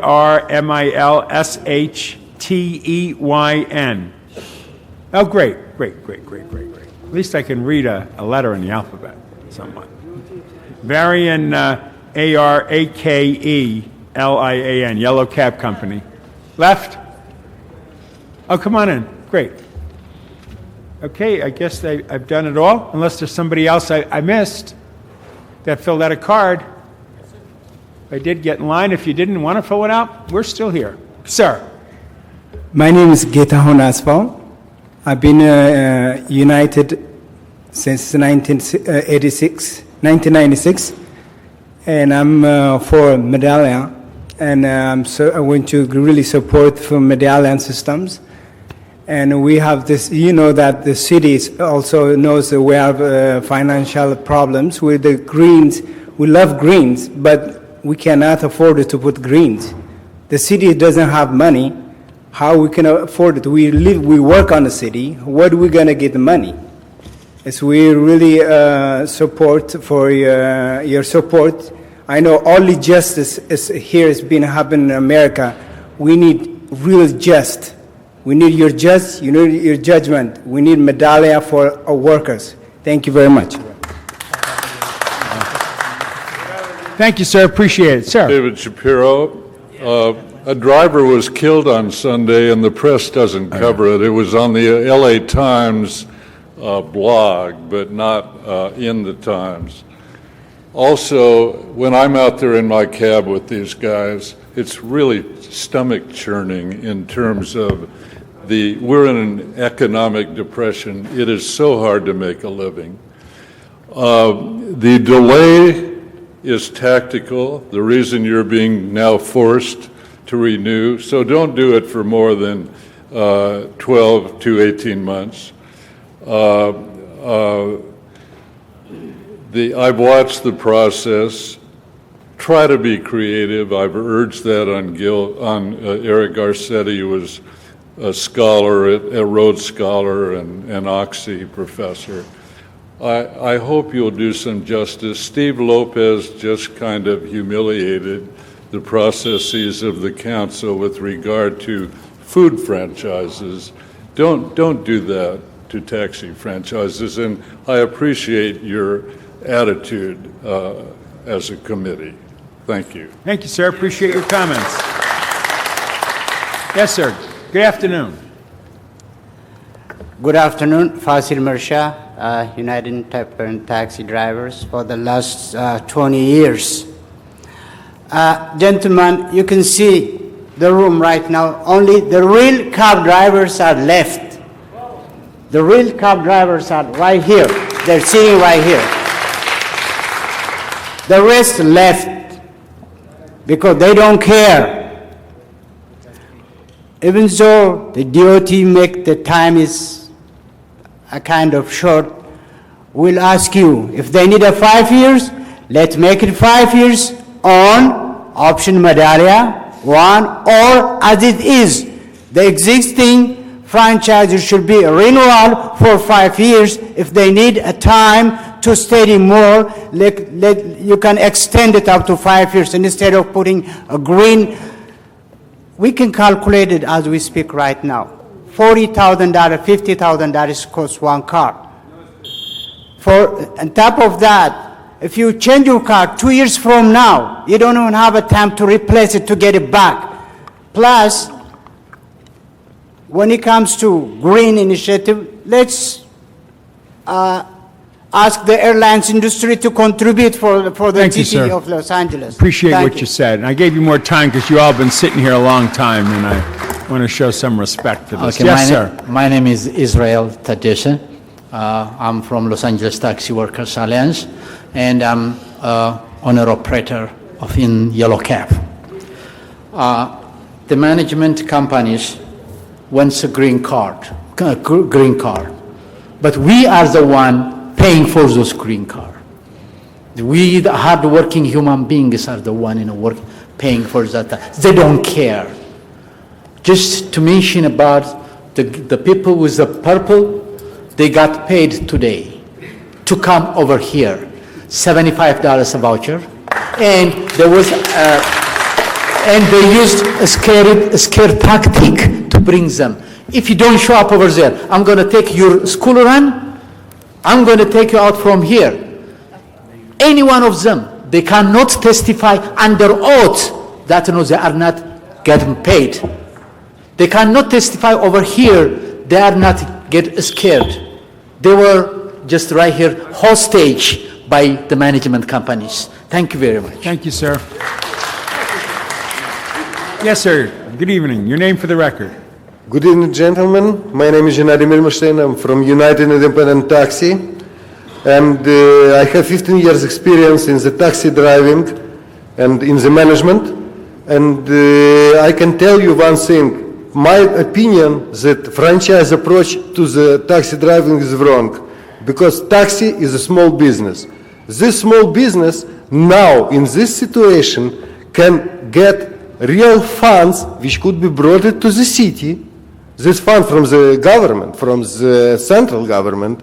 And you should to really consider situation with the medallion, because at this time we really can get loans to buy green vehicles and medallion as well.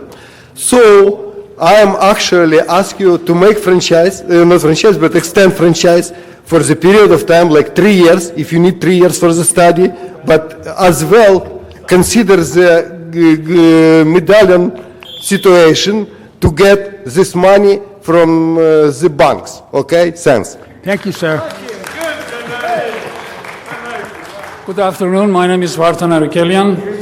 I've been driving for 20 years for the cab companies and the last 2 years for the Yellow Cab, and I'm graduated in graphic designing in college. There is one strategy for the franchise program. Is very important to understand that there are a lot of problems in the outside. Me as a cab driver, I can give you one example. First, that this example goes for the like flyaways for the buses who are taking our passengers, and I invite you personally to the airport, and you will see that the buses with the 45 passengers, they're taking 5 or 6 passengers and no more.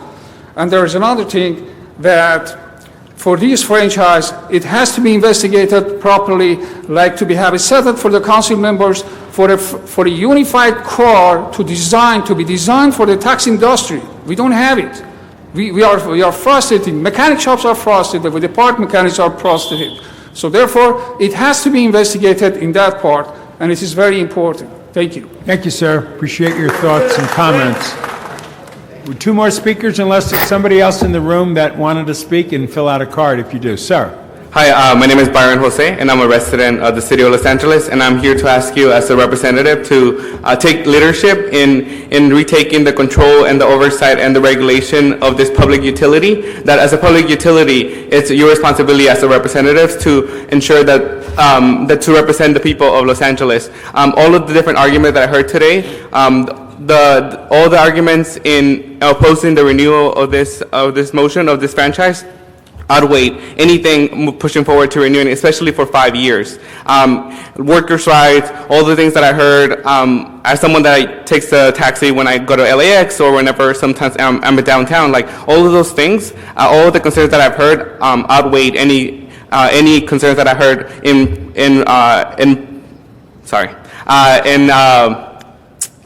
that support the renewal of this franchise. So I'm asking you to please deny this franchise and to look into 1 year study, 1 year extension, something like that. So as a representative, I'm asking you to take this opportunity to take back this public utility and represent the city, the residents of the city of Los Angeles. Thank you. Thank you, sir. Appreciate your comments. It looks like our last public comment card, unless there's somebody else who wants to speak, fill out a card.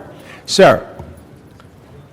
Yes, thank you, council members. My name is Michael Geiler with United Taxi. Today you've heard from Janine Brands and from our president that we need changes in infrastructure. We need new technologies. We need investment. However, the best way to accomplish such investment is to give each and every one of these taxi owners stability. Stability comes with giving them the right to own their business and not to have a question of every 5 years we refranchise whether we let you have it or not. So I urge the City Council to go ahead and look at the options of a medallion system, because that is the only way that our system can be stable. We can continue investment, we can green the city. However, we need the stability that goes along with ownership of our own business. Thank you. Thank you, sir. Yes, sir. Good afternoon. Yes, my name is Seyran Badalian. First time I'm in this beautiful building. My major is philosophy, psychology, and journalist. I'm preparing big article, New Slavery in American Los Angeles. It's going to be published in French Figaro and a German major paper, because they already got my articles about the spirituality, about the slavery. Please, this is a big show. Today I saw how is big company leaders, I don't want to pay attention. Imagine who they are. Let's stop this slavery to these beautiful workers. We are all American now. American based on these guys who first came, and everybody came from overseas. Okay? Let's give them opportunity. Let's 5 years or 10 years live like this, then analyze, because if I see nobody's ready what they wanted to do, only some guys interesting to push us to buy these cars. It's not possible. Please, it's strong articles. I don't want to publish yet, but if really it's going to be wrong way, soon it's going to be either in UNA. It's going to be big article based on UCLA research. Thank you, sir. Thank you. Appreciate your comments. Sir, did you fill out a card? Did you fill out a card, a speaking card? Great. Well, make sure you hand it to the guard. Great. There you go. Okay, well, good afternoon, sir. Give us your name for the record. Good afternoon, sir. My name is Damien Wiwu. Great. I am a United operator of UITD for over 22 years. In my house, every morning I'm the first to get out from the house and the last to come in. The city I've been talking about, green car. Nobody has this morning. I walk. But when it comes to asking for money, $10, $15, I scratch my head. I can't be able to support myself, even support my family. I am underemployed. It means that I went to school. I went to university. I'm a graduate. But I'm doing this because of inevitable circumstances. So, honorable commissioners, please think twice about this 5 years renewal of franchise. Thank you, a sir. year or 2 years, so that you will have time to think about this, the federal, United States government, even the state wants small business to be supported. Appreciate your comments, sir. Thank you. Thank you very much. Thank you. If I go to the bank, I can be able to get money from the bank. Thank you. Thank you. Thank you.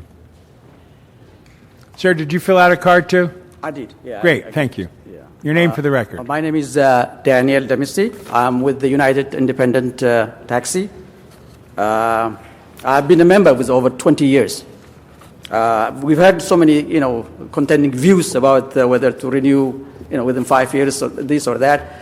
We're not at the luxury of, waiting for so many, another, 5-6 years. I think Councilman Koretz asked very serious and pertinent questions regarding the impact of 2,300 cabs on the environment. I mean, we don't have to be a rocket scientist to figure out this one. I mean, in millions of cars in the city, I don't think that, it's already half of it, maybe, a quarter of the fleet are in natural gas, already changing. And as time goes by, I mean, we're willing to change that. But when it comes to security, we don't have anything, for decades. So we're asking the council to give us within a year or year and a half to come up with some kinds of proposal to RFP, possibly a medallion. And I urge you to do that within a year or so. Thank you, sir. Appreciate it. At that point, we're closing public comment because those two gentlemen have spoken before, if I'm not mistaken. And so, if you've spoken before, thank you so much for still being here and listening to all the public comment. It's now 20 minutes to 6. We started at 2. I apologize for being such a long meeting, but I wanted to put everything out there. We had a good report from staff, and everybody has had a chance to speak. As we said earlier in this meeting, we will vote on these issues, but we will vote the next meeting, which is the 13th of October. So we look forward to seeing you back. Public comment is over. Thank you for coming. And as for the meeting, unless Ms. Robertson or Mr. Parks have any closing comments, or Jadine here, I will end the meeting. Any comments, Mr. Parks? Okay. With that in mind, the meeting is adjourned. Thank you all for being here.